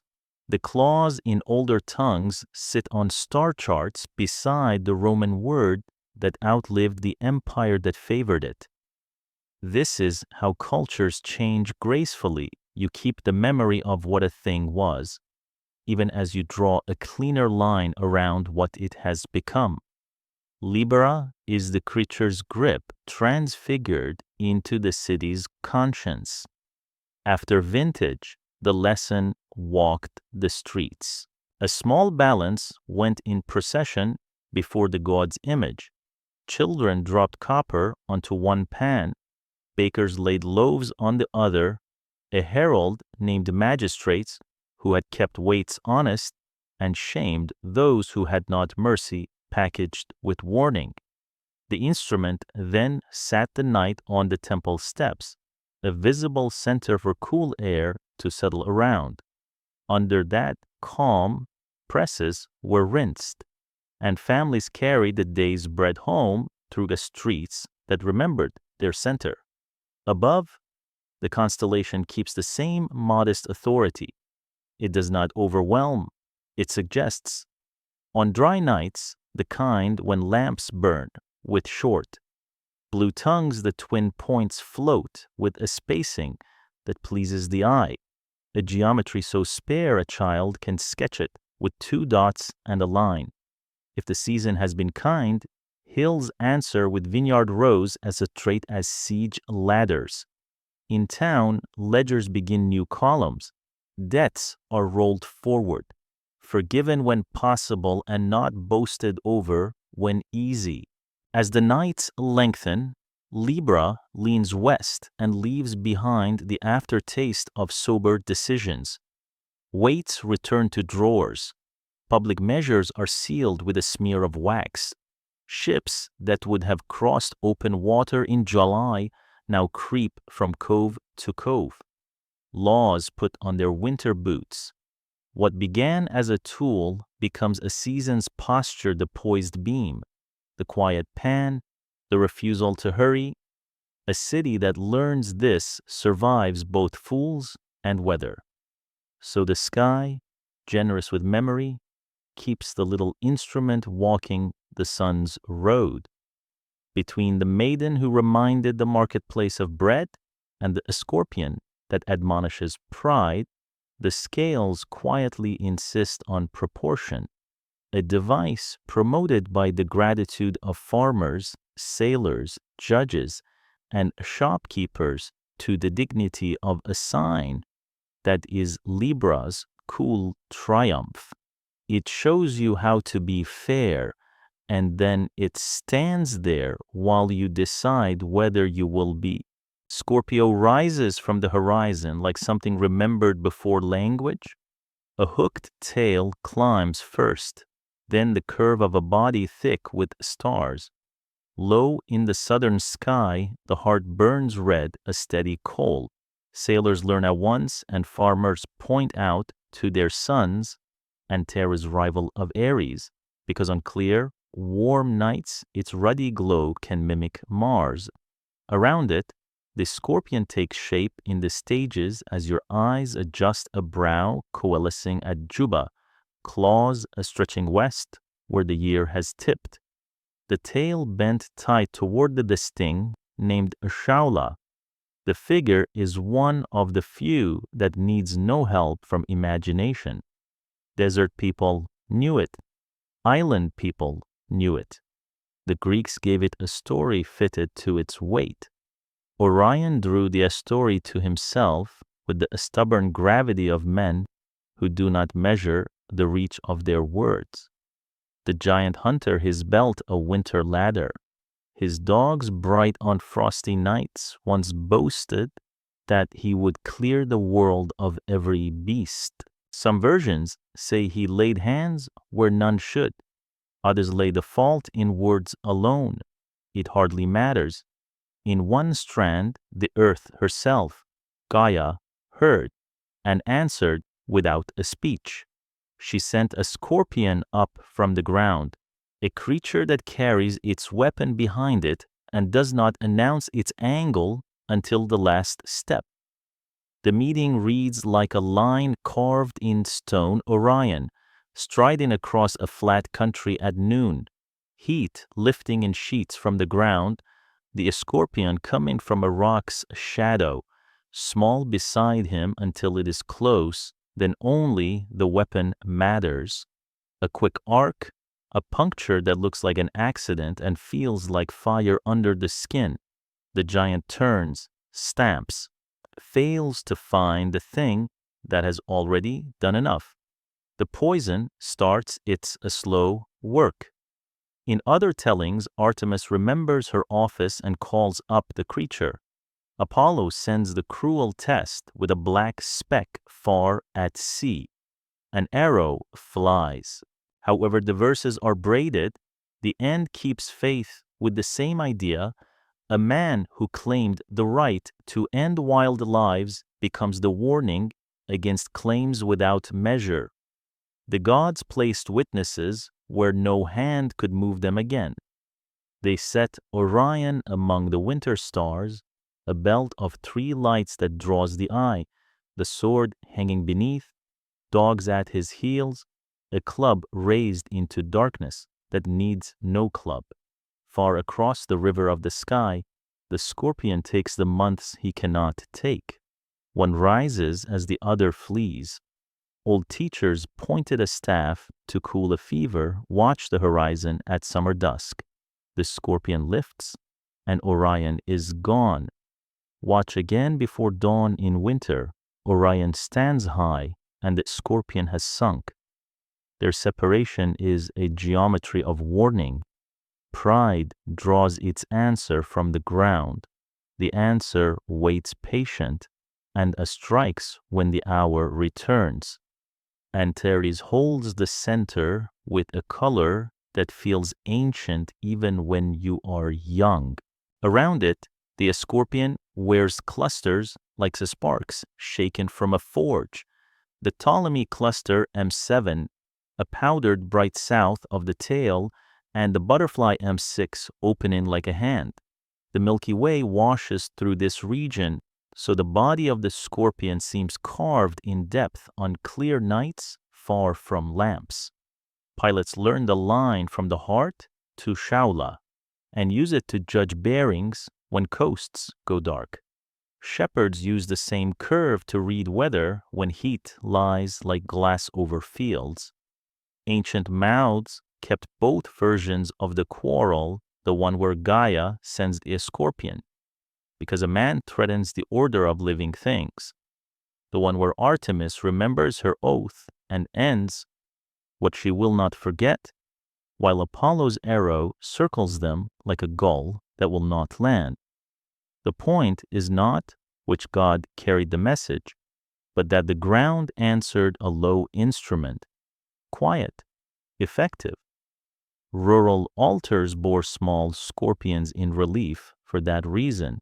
A house in the backcountry understands the danger of hands that forget themselves. A mother teaching a child the shape in the sky says 2 sentences to last a life. Do not boast against the world. Do not mistake speed for safety.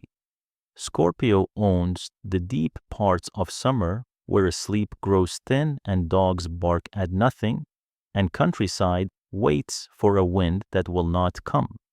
In those hours, the red heart hangs over roofs and turns towns into listeners. Poets who love measure choose this sign for the same reason magistrates love Libra. It explains without ornament, a body, a weapon, a jewel, each in its place. The counterstroke moves from ritual into habit through such images. Men careless with a strength stand in courtyards tracing the crooked tail with a finger and feel their voices fall. Boys counting the stars from a wall stop at the stinger and count again. More careful now, the constellation does its work by being itself. Calendars fold the lesson into action when the scorpion rides high. Harvest plans harden into dates. Heat pushes cities toward evening courts. Roads empty at noon and fill again at dusk. Vine leaves curl in glare, then lift when dark brings breath back to the hills. The sign offers no individualized fate, it speaks to the whole. Keep to shade in the worst hours, cut earlier than pride would like, tie bundles with more care than last year, because the air drinks sweat faster than water can replace it. The same voice carries to border posts and anchorages. Shorten the watch. Think twice before chasing a quarrel into open country. Put the weight on prudence until weather changes. Astronomers who kept strict calendars added a detail that pleases neat minds. The sun's stay in Scorpius is brief, barely more than a week before it steps into the serpent bearer. A narrow gate. The fact does not diminish the figure's presence. It heightens the sense of threshold. Pass through carefully. The Milky Way, like a pale river, gives the body tangible depth. A child who sees that arc once from a black beach will find it again on a mountain ridge or a wet deck and feel steadied. Other peoples folded the image into their own ledgers of warning and aid. On Mesopotamian tablets, scorpion men stand guard at the sun's eastern gate. In Egypt, Serket turns her sting into medicine and protection. The Greeks inherited those echoes and let their scorpion keep his plain counsel without priestcraft. Artists cut him into small stones used as seals and amulets. Soldiers wore them on iron rings. Householders stamped oil lamps with the bent tail, so the last light before sleep belonged to a shape that cautions the tongue. Sailors borrowed the sign for timing as much as direction. Antares heliacal, rising its return to dawn after weeks, lost in solar glare, rang like a bell. Worst heat coming. Roofs patched. Presses checked. Jars counted. Chalk marks refreshed. Laziness grows expensive in this season. The same red lamp taught prudence for late crossings. A departure that made sense under the twins becomes folly under the scorpion. Good seamanship rests in such distinctions. The sky repeats them until they become reflex. In houses, the admonition softens into practice. Reapers who work beneath Antares keep a tighter line when binding sheaves. Captains shift watches so the midday sun finds fewer men on deck and those with water near at hand. Garrisons shorten patrols and double the gate. A concession to heat preserves horses and tempers. Philosophy translates the posture into cleaner sentences. The scorpion is the discipline that waits for the moment that matters and spends its force in a single, exact use. Stand with someone you love in late summer and point south. The scorpion's brow hangs over the horizon. The heart glows as if banked. The tail tightens. Children will always find the stinger first. Let them, and then draw their finger back to Antares. Tell them its name. Tell them it rivals Mars and sometimes sits near him, so the two look like quarreling embers. Tell them the hunter never shares the sky with the scorpion. They will remember when they are old, and it will make them slower to boast, as hints of cool enter the air and cicadas ease their chorus. The tail draws down toward the sea. Vines give up their last sweetness. Roads fill with carts. The sign leaves behind an afterimage in anyone who watched, night after night, a curve, a coal, a rule written where no hand can erase it.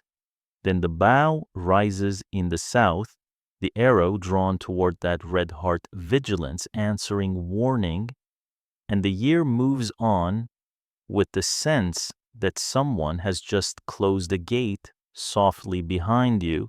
Sagittarius comes up along the low southern line when the heat has settled into stones, and the Milky Way spills across the sky like a pale road.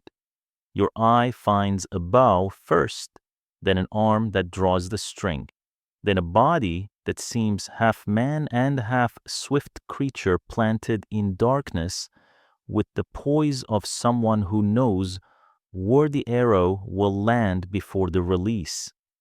The shaft points toward the red lamp in the scorpion's breast. The whole tableau reads like a single sentence written in light. An archer stands at the bank of the Star River and holds a threat at bay. Storytellers gave that archer a name and a hillside home. They spoke of Crotus, a hunter raised on Mount Helicon by Eupheme, nurse of the Muses, who learned woodcraft with the quickness of a boy unafraid of weather. He kept the slopes quiet while the daughters of memory sang, judged the astir in brush before he saw it, and so the old line goes, found the cleanest way to mark delight, hands brought together sharply, so the air answers back.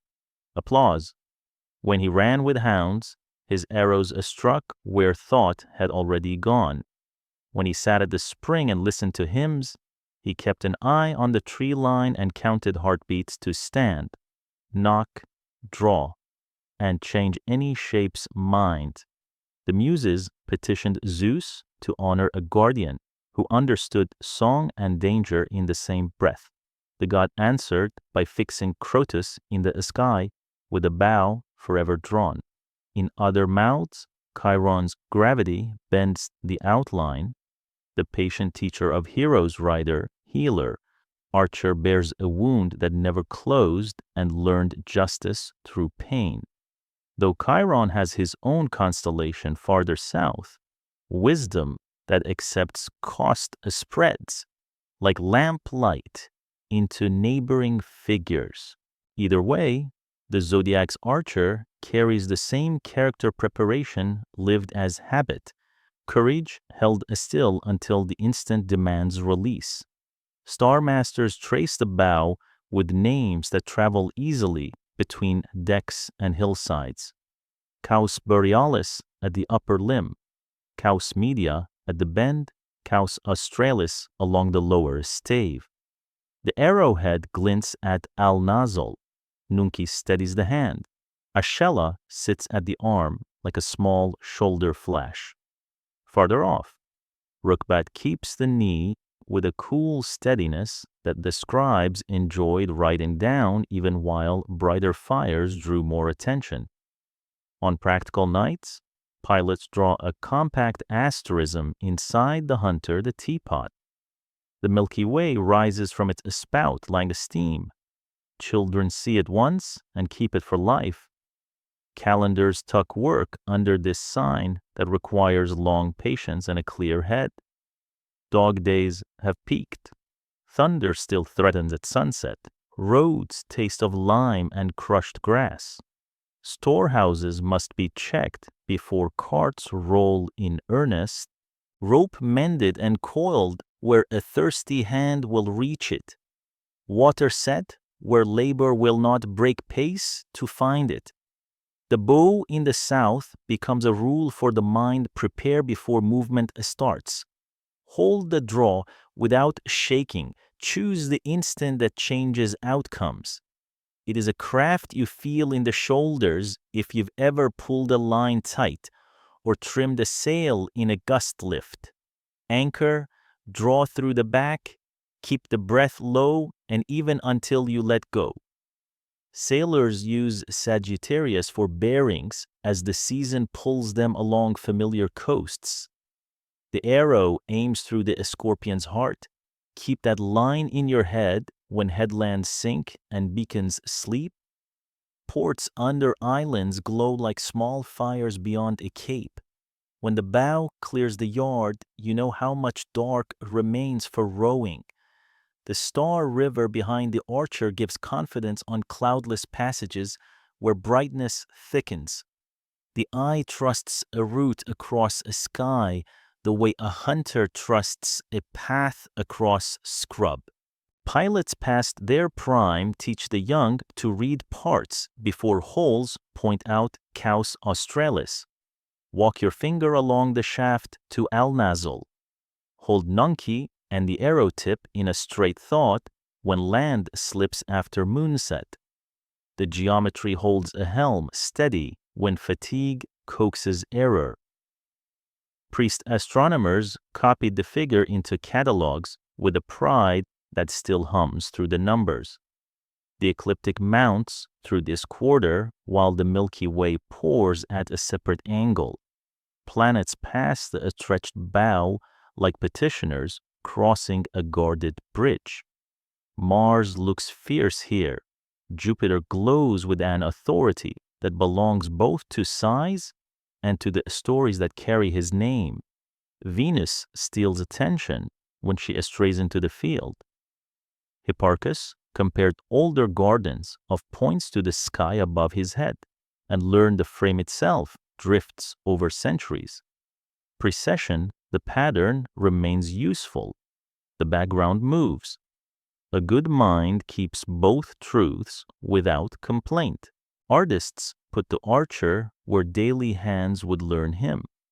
He runs along black figure vases with a crescent bow caught in flight. He's cut into intaglios no wider than a thumb, poised miniatures pressed into wax to close accounts and letters. He strides in mosaics over bath floors. Wet tesserae make his limbs look alive when buckets pass. Carvers seat him on public altars beside the summer months. Painters set him opposite the shelves of cups in dining rooms. A reminder that feasts need a watchman at the edge. The season trains temper as much as muscle. Heat pairs a speech to necessary words. Work gets done because men pace themselves. The bow teaches the same economy. A boy behind a sheepfold at dusk draws a short arc and hears crickets, while he concentrates on keeping his elbow high. A veteran who set down arms years ago looks south from a roof and feels his shoulder blades remember the clean line of a good shot. Neither speaks. The figure holds their attention until the arrowhead brightens and the scorpion's tail sinks another finger toward the west. The Archer stands where the star clouds look deepest. On black nights, darkness between those clouds reaches like cold water under a rock ledge. Philosophers let their voices fall there. The world beyond the world announces itself and demands humility. The aim steadies the mind. You can count the stars along the shaft and feel small without feeling lost. Place the arrowhead now and trust it will be there next year. A pattern whose parts have names steadies a mind when summer runs long and edges blur. Ordinary time keeps borrowing the sign for its own uses.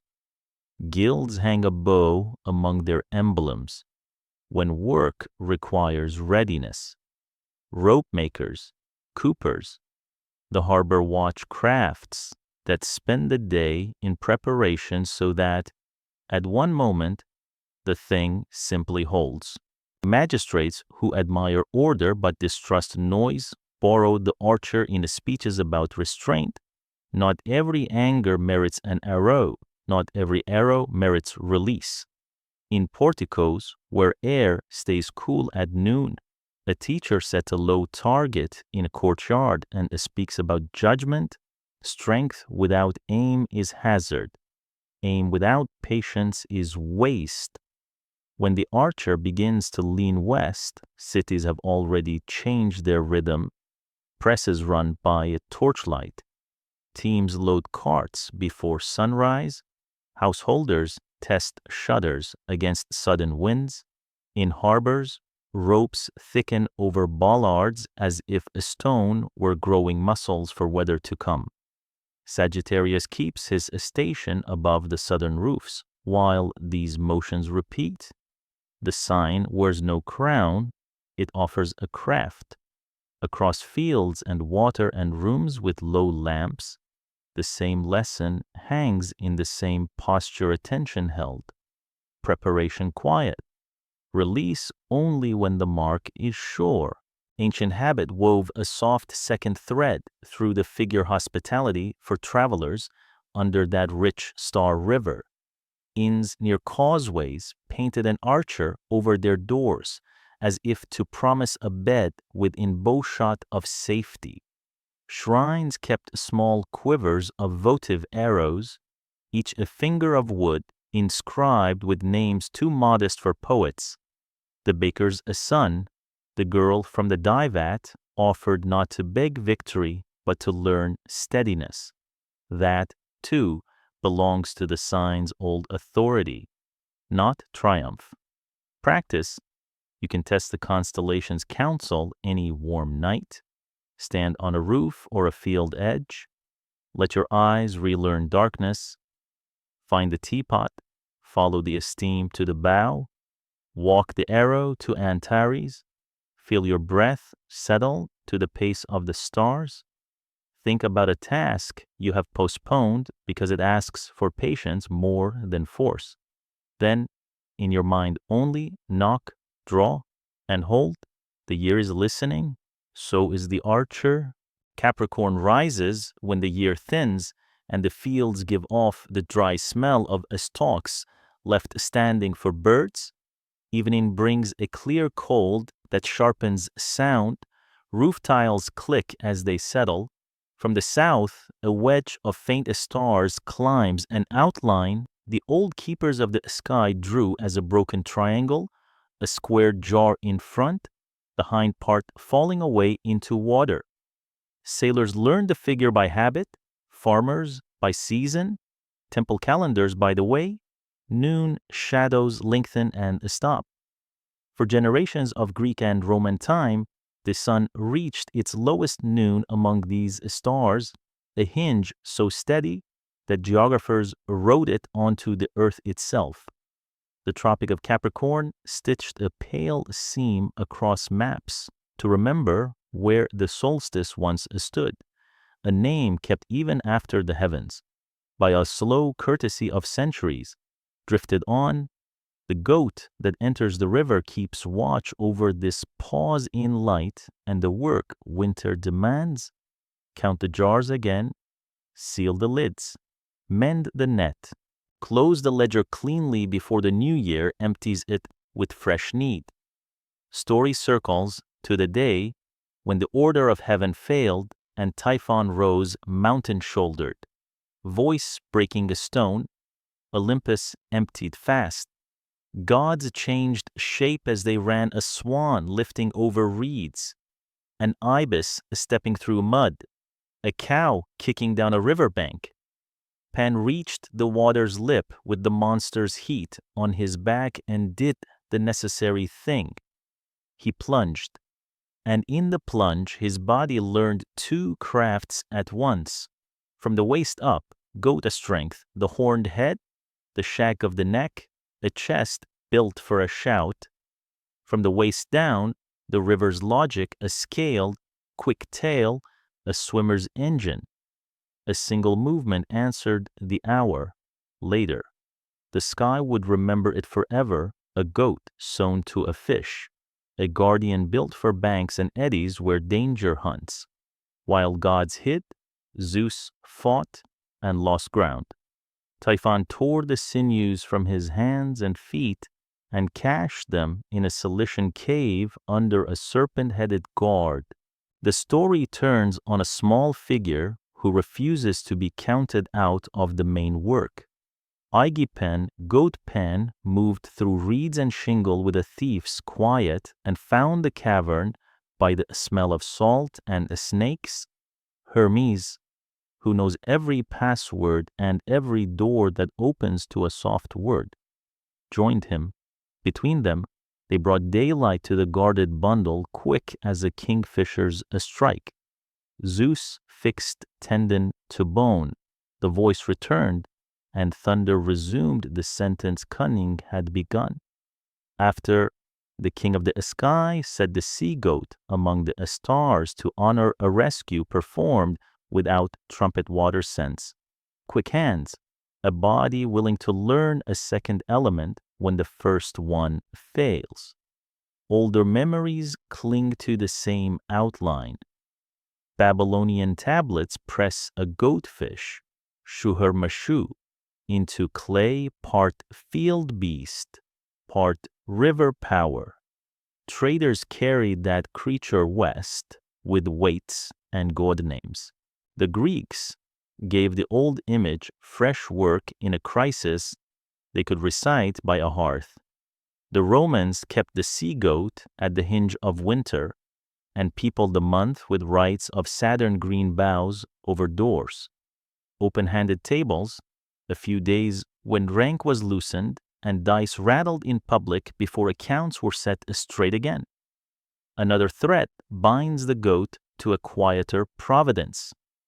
On Ida's slopes, a horned nurse fed a hidden child. Amalthea's milk kept Zeus alive, while the curettes beat their shields to bury his cries.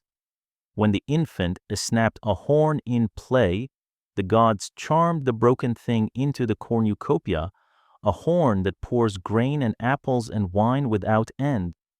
Greek images place that horn in many hands, Tyche in cities, Demeter in fields, but the goat remains inside the gift. The constellation that rules the storerooms at year's end remembers the rule beneath abundance care breeds plenty. Plenty needs guarding. Capricorn's star grammar pleases patient eyes. At the 4, Algedi Alpha Capricorni resolves into a wide naked eye double on steady nights. Like two horns set side by side, on the back, Dabby the slaughterer glows with cold, yellow steadiness and keeps company of its own, twinned points in the eyepiece for those who linger. Nashira hangs along the spine, the bringer of good news, a name that wandered west with merchant speech and found a welcome in winter mouths. At the tail, Deneb al-Gedi, the tail of the goat, holds a white lamp that, without advertisement, sometimes dims a little and then returns the quiet pulse of an eclipsing pair concealed within the single flame. Far off, where the eye mistakes haze for star, a round breath appears and fades with the night's clarity. Messier 30. An old cluster bound like bees on a winter branch. Such details reward the watcher who keeps company with frost and the long second watch. City life folds the same steadiness into custom. As the sun reaches its low, a priest stands beside the gnomon at noon. The shadow stretches to its farthest reach on the paving. Chalk fixes the length with a straight line. Tomorrow it will be shorter by a finger. The turn has begun. Temple ledgers take a new column. Household tablets begin their next tally. Oil, grain, salted meat, wine enough to carry a month. The Romans let a week of festal license bloom there. Saturnalia, doors open. Masters trading seats with servants. Laurel over lintels. Children shouting Io Saturnalia to strangers and receiving coins or figs in return. Lamps burn longer than prudence approves. Then the city sweeps floors, blesses measures, and brings the scales back to the counters. The year does not repair itself by magic, habit survives pleasure, and so the house survives winter. Power borrows its signs from the sky. Augustus favored the sea goat on the standards and coins. Astrologers noted the beast rising at an hour that flattered his fate. Silver traveled with that small swimmer over soldiers' heads and into market palms. A metal sermon sent farther and more stubbornly than decrees.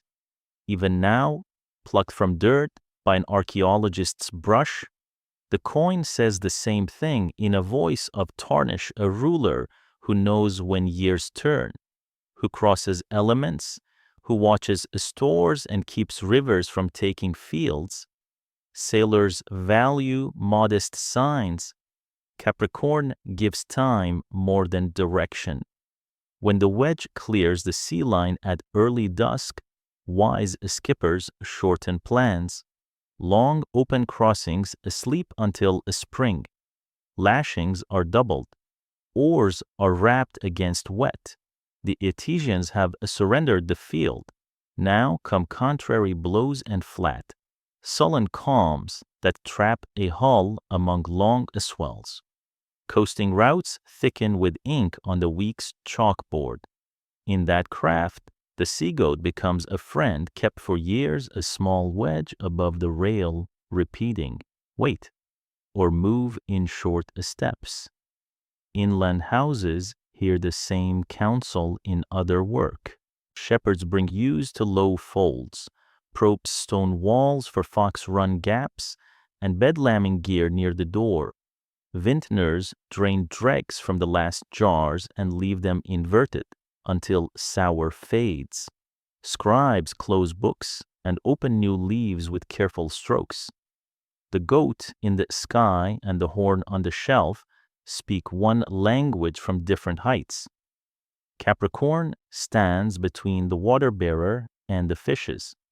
Winter runs under these three like a river through carved stone. First the turn, then the carrying, then the crossing. The order matters. Greek eyes learned those chapters as children learn a footpath near home, the solstice notch on the roof's parapet. The jars stream toward the lone star by the southern fish, the cord that binds two lives through fast water. The sky was Atlas and Manual and Memory House at once. Philosophers liked the sign because its lessons did not need a priest. Change shape when you must to preserve what matters. Rescue can be quiet and still earn the seat of honor. Storage is a virtue when it keeps hunger from the door. Strength survives winter by accepting limits. In colonnades where breath smoked in morning air, teachers set such sentences on wax tablets and let young minds hold them until the cold taught the rest. Above, the modest triangle lifted and asked for fewer words and more endurance. When the days begin to open by minutes, the sign loosens its grip. Frost holds only in shadow. Dogs sleep along east walls in thin sun. Ropes creak on harbor posts as if the stone were waking.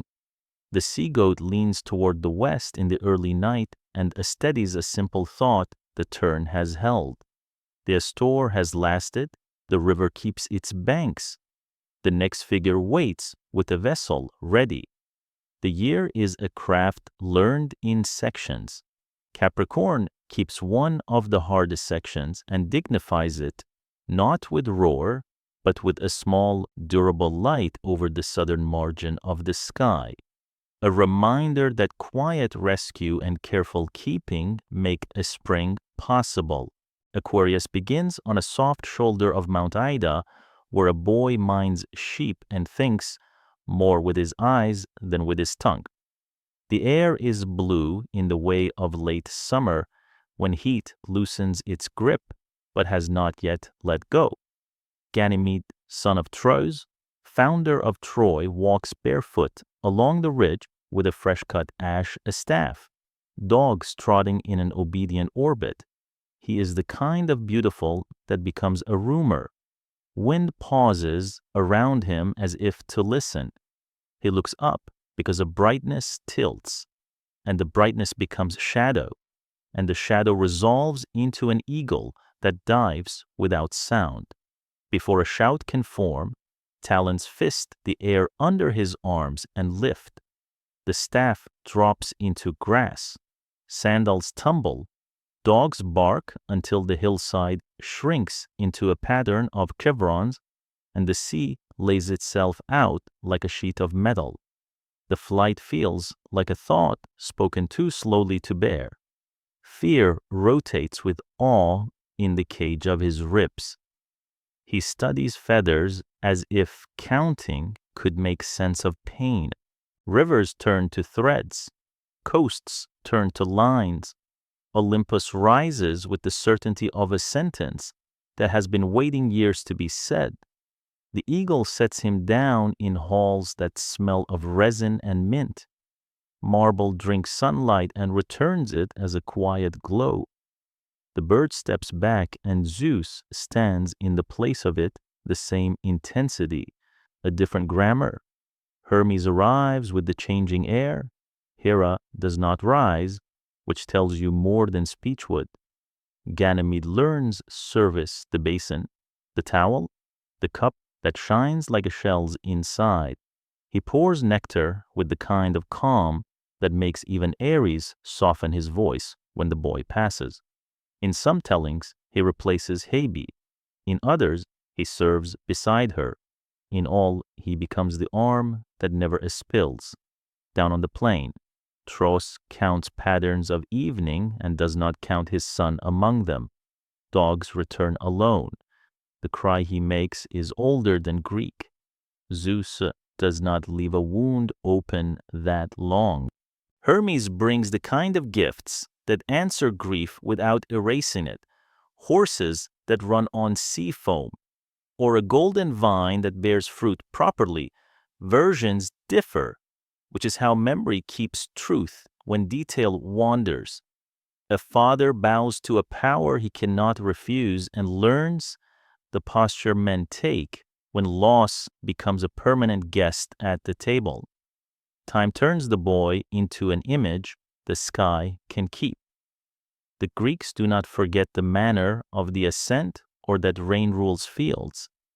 They let the two facts meet. And so Aquarius appears a youth pouring water from a jar into a stream that already knows its road. When the sun walks these stars in winter, weather crosses islands from the west, and the mainland breathes again. Gutters begin to speak, cisterns regain their voices, farmers lift sluice gates cut in dry stone and hear channels wake with a sound the heart keeps like a name. Sailors call it useful. Towns call it mercy. Older atlases had written the figure long before Greek mouths gave it Ganymede's face. Along the Euphrates, scribes pressed into clay a great one, an old lord of waters who pours from a jar that becomes a river. The water is not decoration. It is law, a schedule that allows city to exist. That image traveled with weights and wine and strong stories. When it reached coasts, where olive roots drink winter and sleep summer, the jar remained a jar. The stream remained a stream. Greek singers braided the shepherd boy into the older current, and both truths held at once. The sky around the figure suits the name the ancients whispered the sea. Fishes swim there. A whale lifts its back there. A river runs there. Aquarius stands among these neighbors and tips his vessel so a zigzag of faint lights runs away from his hands, descending toward the southern fish, where a single white fire waits like a mouth. Fomalhaut glows there, a solitary magnitude that gathers the falling water. Children learn the trick once and keep it. Find the jar, trace the spill. Let your finger land on the lone bright star. A picture becomes a path. The jar itself takes shape inside the larger figure. 4 stars make a little fork, rim, and throat you can see from a dark courtyard. Gamma and Zeta and Pi stake the form. One of the group carries a name that refuses to pretend hide or water. The bearer's leg holds a clearer marker for hazy nights, Delta Aquarii. The one sailor mouths call a scat, shin or lig, a lamp you can trust when the fainter stream disappears. Above and behind, steadier lights keep a charm the traders brought west. Sadal Malik, luck of the king, watches from the brow. Sadal Sud, luckiest of the lucky, is the shoulder cheerful people point out. Sadachbia, luck of tents, promises a shelter in bad weather. No one needs to believe in fortune to feel the comfort of those old names when rain closes teeth on the eaves. Aquarius has its own brief fireworks, the kind that arrive when heat keeps you on a rooftop. In late July, the southern Delta Aquariids scratch the dark with faint, steady lines. Wishes come easily in such hours. In the other half of the year, before dawn in May, swift Eta Aquariids dust from a famous comet skim blue-white from near the water-bearer's jar, a reminder that the world is more crowded and more orderly than the eye suspects. Artists installed the youth wherever water mattered. Bathhouses spread him in mosaic along the steamy walls. A tile stream seems to fall into a real pool where attendants ladle warm water. Painters set him above courtyard basins, the painted pour almost joining the roof drip in winter storms. Gem cutters shrank him to a thumb-sized intaglio and let the jet of water flash when wax took the seal. Money carried him farther than many laws on coins. A lithe figure empties a hydria, while a river god with reed in his hair extends a hand, the city acknowledging that the sky and ground negotiate each year together. Custom answered the season in households as precisely as astronomers answered it in lists.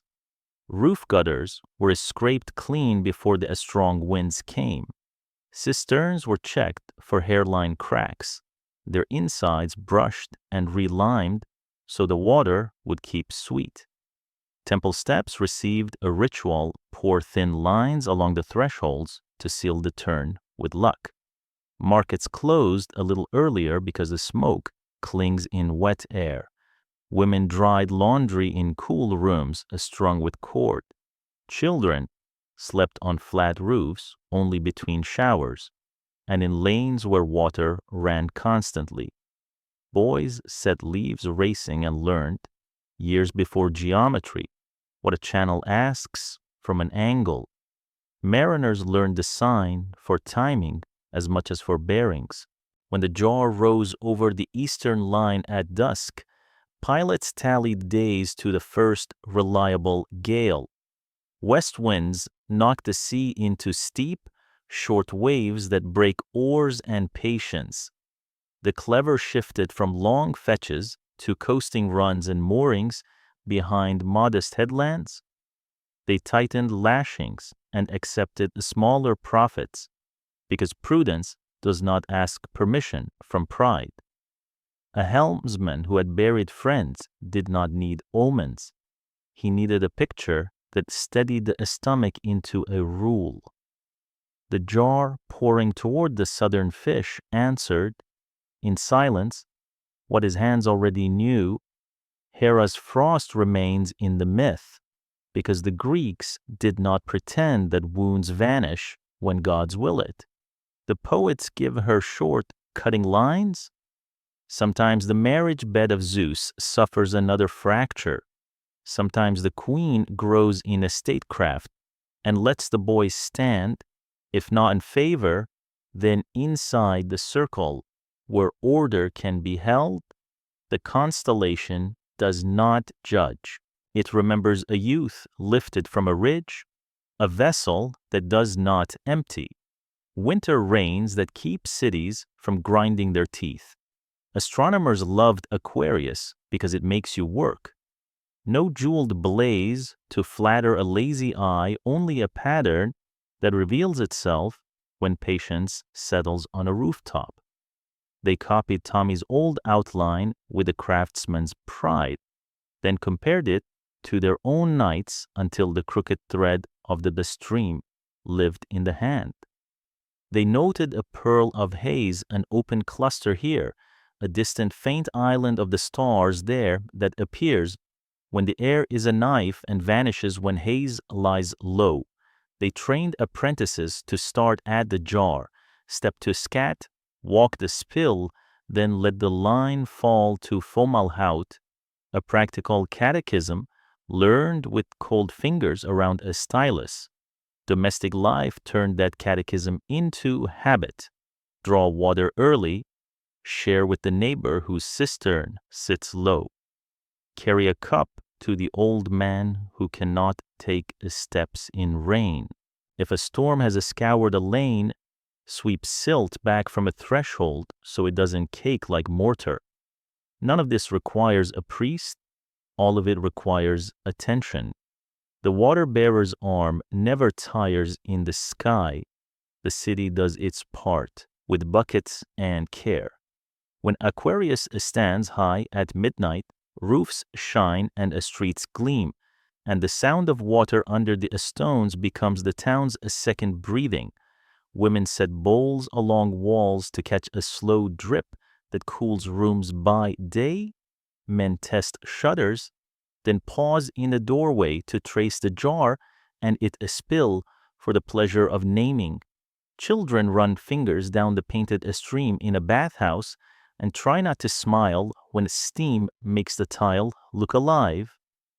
Over fields resting dark under olive crowns, over harbors tied tight against weather, the same figure keeps the same posture, one steady arm, one shining cup, a duty large enough to make the next season possible.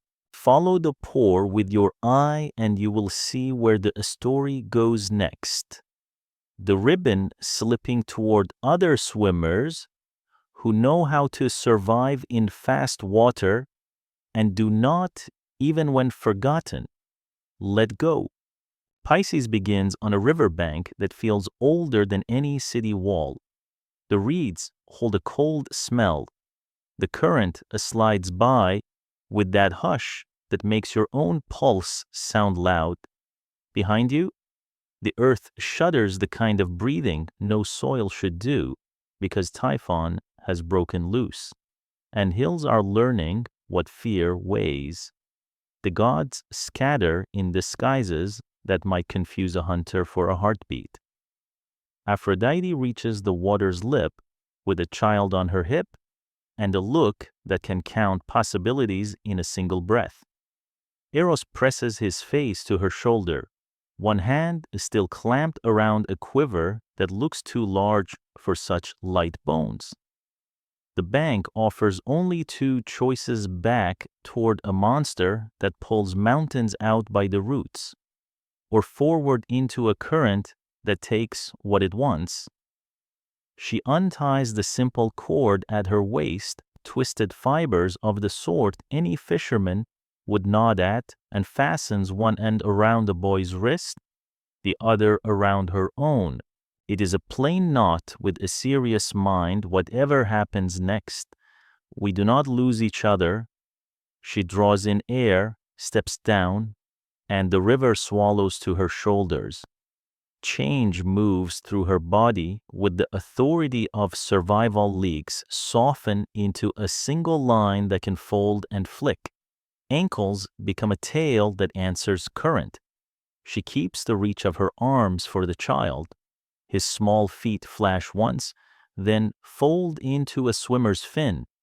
The cord tightens, not as a leash, but as a promise. They go under, and the river, which is better at escape than any road, accepts them. Not every telling saves them with their own strength alone. Some say two local fish rise as if answering an old agreement and shoulder them through the first hard pull, keeping them in the seam between chatter and depth. Then angle toward a bend where the bank leans low. The air on that first gasp back tastes like clay and willow bark. The boy coughs, the goddess holds him higher and feels the line tug with the river's last insistence. Tails cut upstream and vanish. Gratitude does not need words. She fixes the shape of their help in a place memory will not wear thin. When danger is reduced to rumor again, when the earth remembers its injuries only in certain places, the sky receives its clue from that night: two fishes, a ribbon between them, a quiet arc drawn across darkness. There's no spear, no throne. There's only the shape of a promise kept with cord and breath.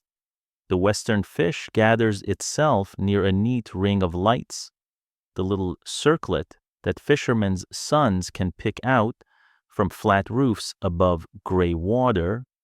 The eastern fish lifts its head toward Andromeda and the bright geometry of the great square of Pegasus. Between them runs the binding, a narrow path of stars with a single witness at its knot. Alrisha, the rope of the fishes, keeps that exact memory burning a caravanward crossing tongues until it reached the mouths of men who wrote a star law on papyrus. Pisces wears its faintness like a decision. You do not stumble over it, you learn it. Begin at the east corner of the square. Slide downward until the little loop of the circlet steadies the eye, then walk the ribbon to the knot, and rise along the line to the eastern fish. A pilot who can do this without a lamp can find a harbor mouth when the fog seems to have stolen the coast. A farmer who can do it from a path slick with last rain can tell a daughter what the sky promises about the lengthening day. Before Greece, scribes pressed reeds into clay and wrote of two fishes tied by a cord, neighbors to a celestial swallow, all under the charge of a god who rules the deep and wisdom that comes up from it. The image traveled with weights and wine and hard stories on new shores. Greek mouths gave it a different moment to remember, but the outline did not change. The pair remained a pair. The cord remained a cord. Escape could be sacred, and gratitude could be exact. The sign carries its own small lanterns. At the mouth of one fish, Beta Piscium glows under a name that refuses to be shy: Fomalhaut. The fish's mouth, Eta Piscium, bright for this quiet quarter, inherits titles that crossed centuries in the baggage of traders and astronomers. Alferg to some, the bucket's rim in older speech that remembered wells and cords. Patient eyes find a breath-pale spiral between the threads of the ribbon, what later books count as Messier 74. On mountain nights, it shows as a sigh of light, so soft it makes the mind a step more slowly. The discovery does not change the story. It deepens the room the story is told in. The season of Pisces is the last stretch of winter. When the streets shine a little past noon and rooftops drip all afternoon, nets darken courtyards like letters laid out to dry. Men sit with awls and waxed thread, closing old tears while boys turn cork floats in their hands and say nothing. For once, at a beach with a gentler tide, a hull goes down on rollers while the sea decides how generous it will be. Someone always looks up, finds the circlet, finds the knot, finds the eastern head, nods as if a date has been spoken. In markets, fish tables glitter, small eels coil like the memory of ropes. Women buy salt, boys carry baskets, and the light lasts one finger longer than last week. Poets didn't need to gild this. A woman and a child met a monster and chose the river. They tied themselves to each other. They trusted the element that could actually move faster than fear. Help came maybe from those who lived in the water already, maybe from the courage in their own bodies and left no name. The sky keeps the picture so we don't pretend to forget. Older gods leave footprints in the edges. On the coast of Syria, a goddess with a woman's face and a fish's body drew offerings in a temple where fishermen left a certain catch alone. The tale crosses into Greek hearing and shifts without breaking. Small bronze fishes appear on household altars when a child is born. Gratitude minted in a language every neighbor can read. In towns where rivers were laws, the memory of a cord tying what must not be separated became a proverb whispered at gullies in flood and at doors where someone meant to leave in anger and did not. The constellation also rewards those who care for the craft of the sky. From Al-Risha, the eye can trace the sun's invisible road toward the head of the ram and feel, even before numbers confirm it, that spring is near. A teacher on a roof can put a child's finger on the knot, walk it to Hamal in Aries, and explain not fate, but calendar, why frogs begin drumming in the canals, why plows will take the ground the moment it stops steaming at sunrise. Mariners take the same line to steer by moonlight toward the mouth of a river that hides itself until the last turn. The ribbon between the fish holds more than geometry. It carries a conduct lesson anyone can use in years that run hard. Tie lives that cannot afford to be separated. Keep the thread visible. Let the current carry you around the bend that will let you climb out whole. It is a small, practical thought lifted into the sky so that no one can claim it is beneath them. As for the night itself, it is quiet work. The western loop hovers over pewter horizons. The eastern head leans toward Andromeda's chain where other rescues hang. Between them, the cord draws a soft diagonal across the dark. You can stand with cold hands in your sleeves and watch it until your own breath seems to match the river's pace. When you go inside, the lesson trails you, glinting on the bucket you set under a drip, humming in the knot you teach a child to tie. Above, the fishes keep swimming and the cord keeps holding. The monster belongs to another chapter. The crossing has been made. The sky remembers the exact knot. The circle closes where it began, not with a single hero or a single beast, but with the recognition that these 12 figures were never only stories, they were the scaffolding of a year. The ancients didn't hang silver pendants on an abstract wheel. They nailed their days to it.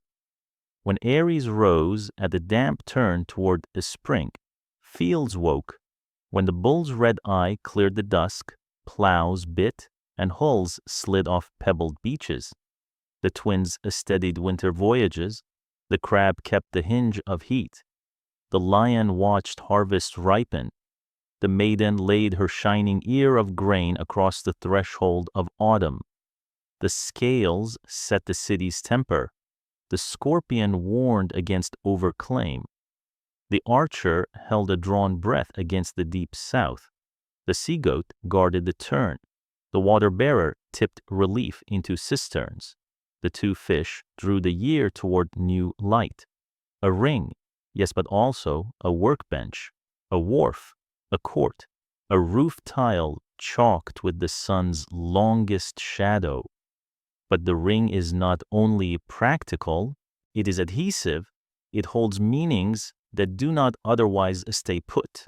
Each time an oracle spoke too plainly, a god reached too far, or a mortal's courage did not save everyone, the sky received a mark. The Greeks were not the first to think this way. Along older rivers, a scribe pressed a goatfish into wet clay and wrote the law of winter. Elsewhere, a watcher scratched that the sun balanced day and night beneath a pair of weighing pans. The Greeks inherited the belt, but revoiced it, fastening to it their own household of gods, their own quarrels and rescues, their own sense that transformation, at the edge of disaster, is a form of justice. There was accuracy in the poetry. Farmers read Taurus and Spica as if they were chisels cutting dates into wood. Sailors trusted the twins and Regulus because those lamps had paid their debts in the storms. Temple clerks looked up before they wrote down when to bless a measure or open a granary. The Zodiac was not only a calendar and a compass, it was a courthouse. Libra hung on a magistrate's wall because it already hung in the sky. Virgo reclined above threshing floors and tribunals to remind a city that breadth and fairness share a scale. Even the faint crab did hard work, marking the sun's pause at the gate of heat, telling households to move slowly and endure, and the wheel moved. The shapes held with a stubborn fidelity, but the frame beneath them slipped by slow degrees. A careful watcher, comparing old numbers to new nights, learned that equinox and solstice creep. Custom did not break, it corrected. Men still chalked the solstice shadow across a winter courtyard. They simply learned that, after a very long while, the chalk would meet the sun under a different emblem. Names lagged. The first point of Aries lived on paper long after dawn found the crossing among the fishes, but practice was supple. It was enough that the belt still held the sun, and the sun still held the year. What is the ring, finally, if not a room where transformation is given dignity? Again and again a life breaks and is remade. A ram becomes salvation, and then an absence bright enough to steer kings. A bull is a god's disguise and a season's engine. Brothers braid mortality and immortality until loyalty acquires its own physics. A crab's small obedience is raised above cities. A lion's skin becomes a man's second nature. A maiden carries a seed that outlasts empires. A device, the simplest of them all, teaches governments to behave. A scorpion ends a boast so large it threatened the world. An archer steadies a hand in the presence of immensities. A sea-goat learns a second element to save a life. A water-bearer turns grief into service. Two fish tie themselves together and make a crossing. The wheel remembers costs that prose prefers to forget. Hella falls into a strait and becomes a map. Europa is carried where she did not choose to go and becomes a dynasty. Castor dies, Pollux divides eternity rather than accept it alone. The crab is broken under a heel and still receives a seat. The lion dies in a narrow place so a valley can sleep. Astrea leaves because the world forgets itself. Orion becomes a winter monument to a sentence that should never have been spoken. Ganymede's father receives gifts he did not ask for, learns that compensation is not repair, and keeps walking. The sky retains all of it honor and aftertaste without smoothing the edges. Step back and let the star river show itself, and you see why the belt felt inevitable. The ecliptic runs through crowded night clusters like breath on glass, bright singletons, pale smears that patient lenses reveal as cities of fire far beyond a story. The planets, those old wanderers, walk the same road, pausing like travelers at shrines. Mars grows sharp near the archer's arm. Jupiter takes a stately pace through the water signs. Venus steals evenings when she crosses the maiden's lap. The belt gathers motion and metaphor into one narrow highway and tells mortals, this is the traffic your year depends on. Memory sealed the contract. A mosaic cracks, a coin wears smooth, a law is recut under a new magistrate, but Aldebaran still blinks in damp cold. Antares still burns in heat, and Spica still steadies the hand between law and bread. A grandmother teaches a child the sickle's hook from a roof under laundry and, with that single gesture, places an instrument older than her city in his palm. A helmsman looks past fear, finds the twins burning on the yard, and decides to wait one more hour for a kinder wind. The sky's archive is remote and strangely intimate at once, too far to touch, close enough to use. It would be easy to leave the wheel at ornament now, to polish it into jewelry, to turn it into a soft language for moods. But the old uses still volunteer themselves if you look. In a hillside village, someone checks vines under Leo and says, without flourish, that heat is law. In a port, a pilot postpones a run when the water bearer lifts his jar at dusk and the wind smells of slate. In a city that forgets itself, someone sets a balance on a table and remembers that fairness is a muscle, not a mood. The ring remains a manual, quiet, unsentimental, exact. What did the Greeks do then with their borrowed, remade ring? They fixed a human scale to it. They let their gods be flawed, their mortals luminous, their animals decisive. They admitted that rescue seldom arrives clean, that justice sometimes leaves to keep her dignity, that courage often looks like patience, that devotion might divide its days forever to keep a promise. They made a clock that could teach courage without sermon, economy without shame, gratitude without spectacle. They turned the night into a school anyone could attend. The circle is finished, but it does not end. It turns past your rooftop tonight the way it turned over siege towers and shepherd fires, empty theaters and temples now asleep under vineyards. If you want to learn it, begin anywhere. Take a bright star Regulus, Spica, Antares, Fomalhaut, and walk your eye along the lines you have just heard. The shapes will resist and then hold. The stories will unfray and braid again. And the year will reveal itself not as a blur of heat and cold, but as a sequence of labors and rests, warnings and permissions.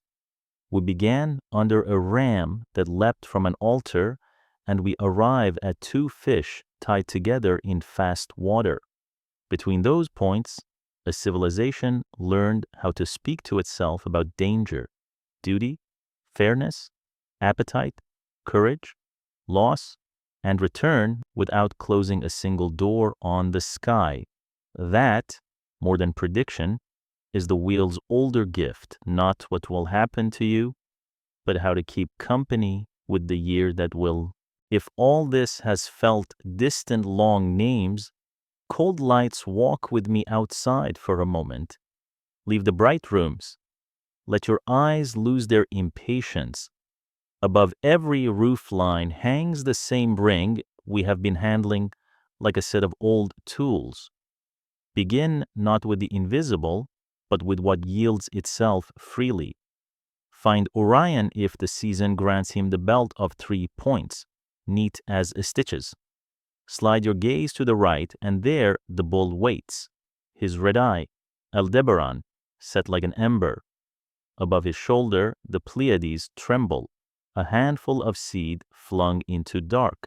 Trace forward along the ecliptic and you'll feel, rather than see, how the year lays its track twins, crab, lion, maiden, each rising from the east as if called by a quiet name.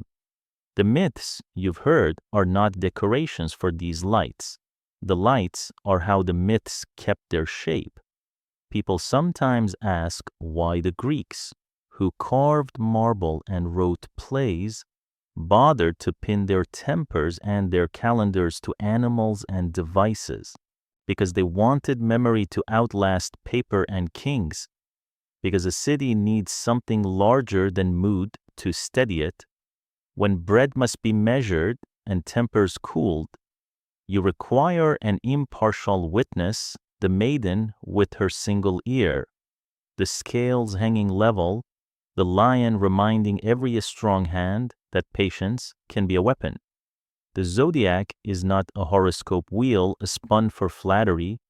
It is a ledger labor ode, mercy due, crossings to be made together with a knotted cord. You can test this on any clear night. Take Libra, the least theatrical, 2 trays on a bar. Stand in a market lane at dusk where the smells of must and wet stone linger. Watch a shopkeeper set his beam, brass pans just off the counter, and understand that a constellation has stepped down from the sky to make a city honest. Or watch fishermen in late winter thread new cord through bleached cork along the nets while Pisces tilts above the harbor mouth. The ribbon between the fish becomes the quiet law binding fathers to sons, crews to skippers, neighbors to one another when the water rises. The myths aren't escape hatches from reality. They are ways to keep reality from slipping through the fingers. And do not think the Greeks worked alone. Much of the belt is older than their verbs. Babylonia pressed a goatfish into clay long before a shepherd in Boeotia learned the ram's name. A scale was weighed on riverbanks beside ziggurats long before Roman coins put a balance in Equitas's hand. The Greeks were brilliant borrowers. They took reliable instruments and tightened them to their own rhythm. They layered rescue upon rescue, grievance upon warning, until the ring could hold both a father's grief and a pilot's rule of thumb.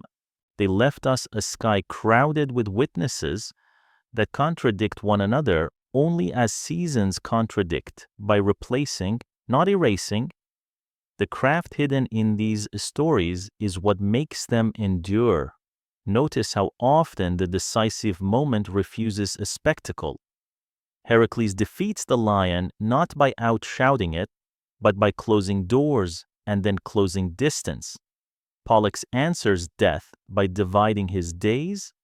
Pan rescues a king with a changed body and a quiet theft. Aquarius pours. He does not declaim. Pisces ties a knot and enters the water. This is instruction disguised as wonder, a manual for heat and cold, for courts and kitchens, for harbors and hills. And there is a different kind of accuracy at work, the accuracy of limits. Orion falls, hell is lost. The crab is crushed. Astrea leaves because the ground would not listen. The sky does not tidy these endings. It preserves them so no one can pretend that courage wins cheaply or that fairness always remains in the room when invited. If you were to trace only triumphs among the stars, you would be left with a brittle museum. What we have instead is a weathered archive, victories that cost, failures that teach, shapes that say, remember this, without telling you whom to blame. If you'd like to learn the belt with your own body, make a pact for 1 year. Each month, pick a single point on the path. In the spring, walk out when the ram's tread clears the low haze and say his story once aloud to fix it. In early summer, find the faint manger in Cancer, practice patience where the map goes quiet. In high heat, let Leo's sickle instruct your pacing, do the heavy work before noon. Save judgment for dusk. In harvest, rest your gaze on a Spica and promise to keep your weights true. When the nights grow long, step to a courtyard at evening, watch the balance lift, and settle yourself to equanimity. In deep winter, thank the sea goat for the habit of counting, and the water bearer for the sound of gutters and cisterns waking. Before dawn in late winter, test yourself, find the surlet, then the North Star in Pisces, and feel the planet's slow tilt toward light as a fact under your ribs. You will discover what every pilot and planter knew, that the zodiac is less a personality quiz than a choreography. Tandem labors share a step. Gemini pairs the inexperienced with the seasoned. Libra teaches two tempers to meet on a plank no wider than a beam. Pisces insists 2 lives be tied before crossing. Other chapters demand a single stance. Leo's crouch before the hard push. Sagittarius's held breath before the release. Capricorn's decision to change a shape, not purpose. Rotate these in your days and the year becomes less an accident and more a craft. And because truth likes to hide in plain sight, the belt also trains attention. To see Cancer properly is to admit the worth of faint things. To follow the stream from Aquarius's jar into Fomalhaut is to practice patience. To read the line from a Spica to the court ledger is to honor the discipline of a small fairnesses no one applauds. The night rewards these habits. The more you look, the more is there, and the more reliable you become to yourself. So, if you step outside tonight, and I hope you will do what the oldest storytellers did, stand still. Let your eyes adjust until the sky stops shouting and begins to speak. Find one figure, then its neighbor. Say their name softly. Remember the costs folded inside their shapes. Think of the woman who left because justice requires witnesses who can still be heard. Think of a boy pouring without a spilling. Think of a cord knotted tight and a river that cannot force it apart. Think of a king hiding in a jar and of a man walking home in a lion's skin without needing to raise his voice. Hello, everyone. Tonight, we've been walking a ring that outlasts empires. If you made it this far, thank you for your attention. If you felt at home in this kind of quiet history, like the video and subscribe, but only if you truly enjoy what we do here. Tell me where you're watching from and what time the sky is for you. Turn off the lights, let the fan hum, and try the year with your own eyes. The ancients left the instructions where no tyrant could burn them. Above your house, toward the dark. The wheel turns patient, exact, forgiving. Use it.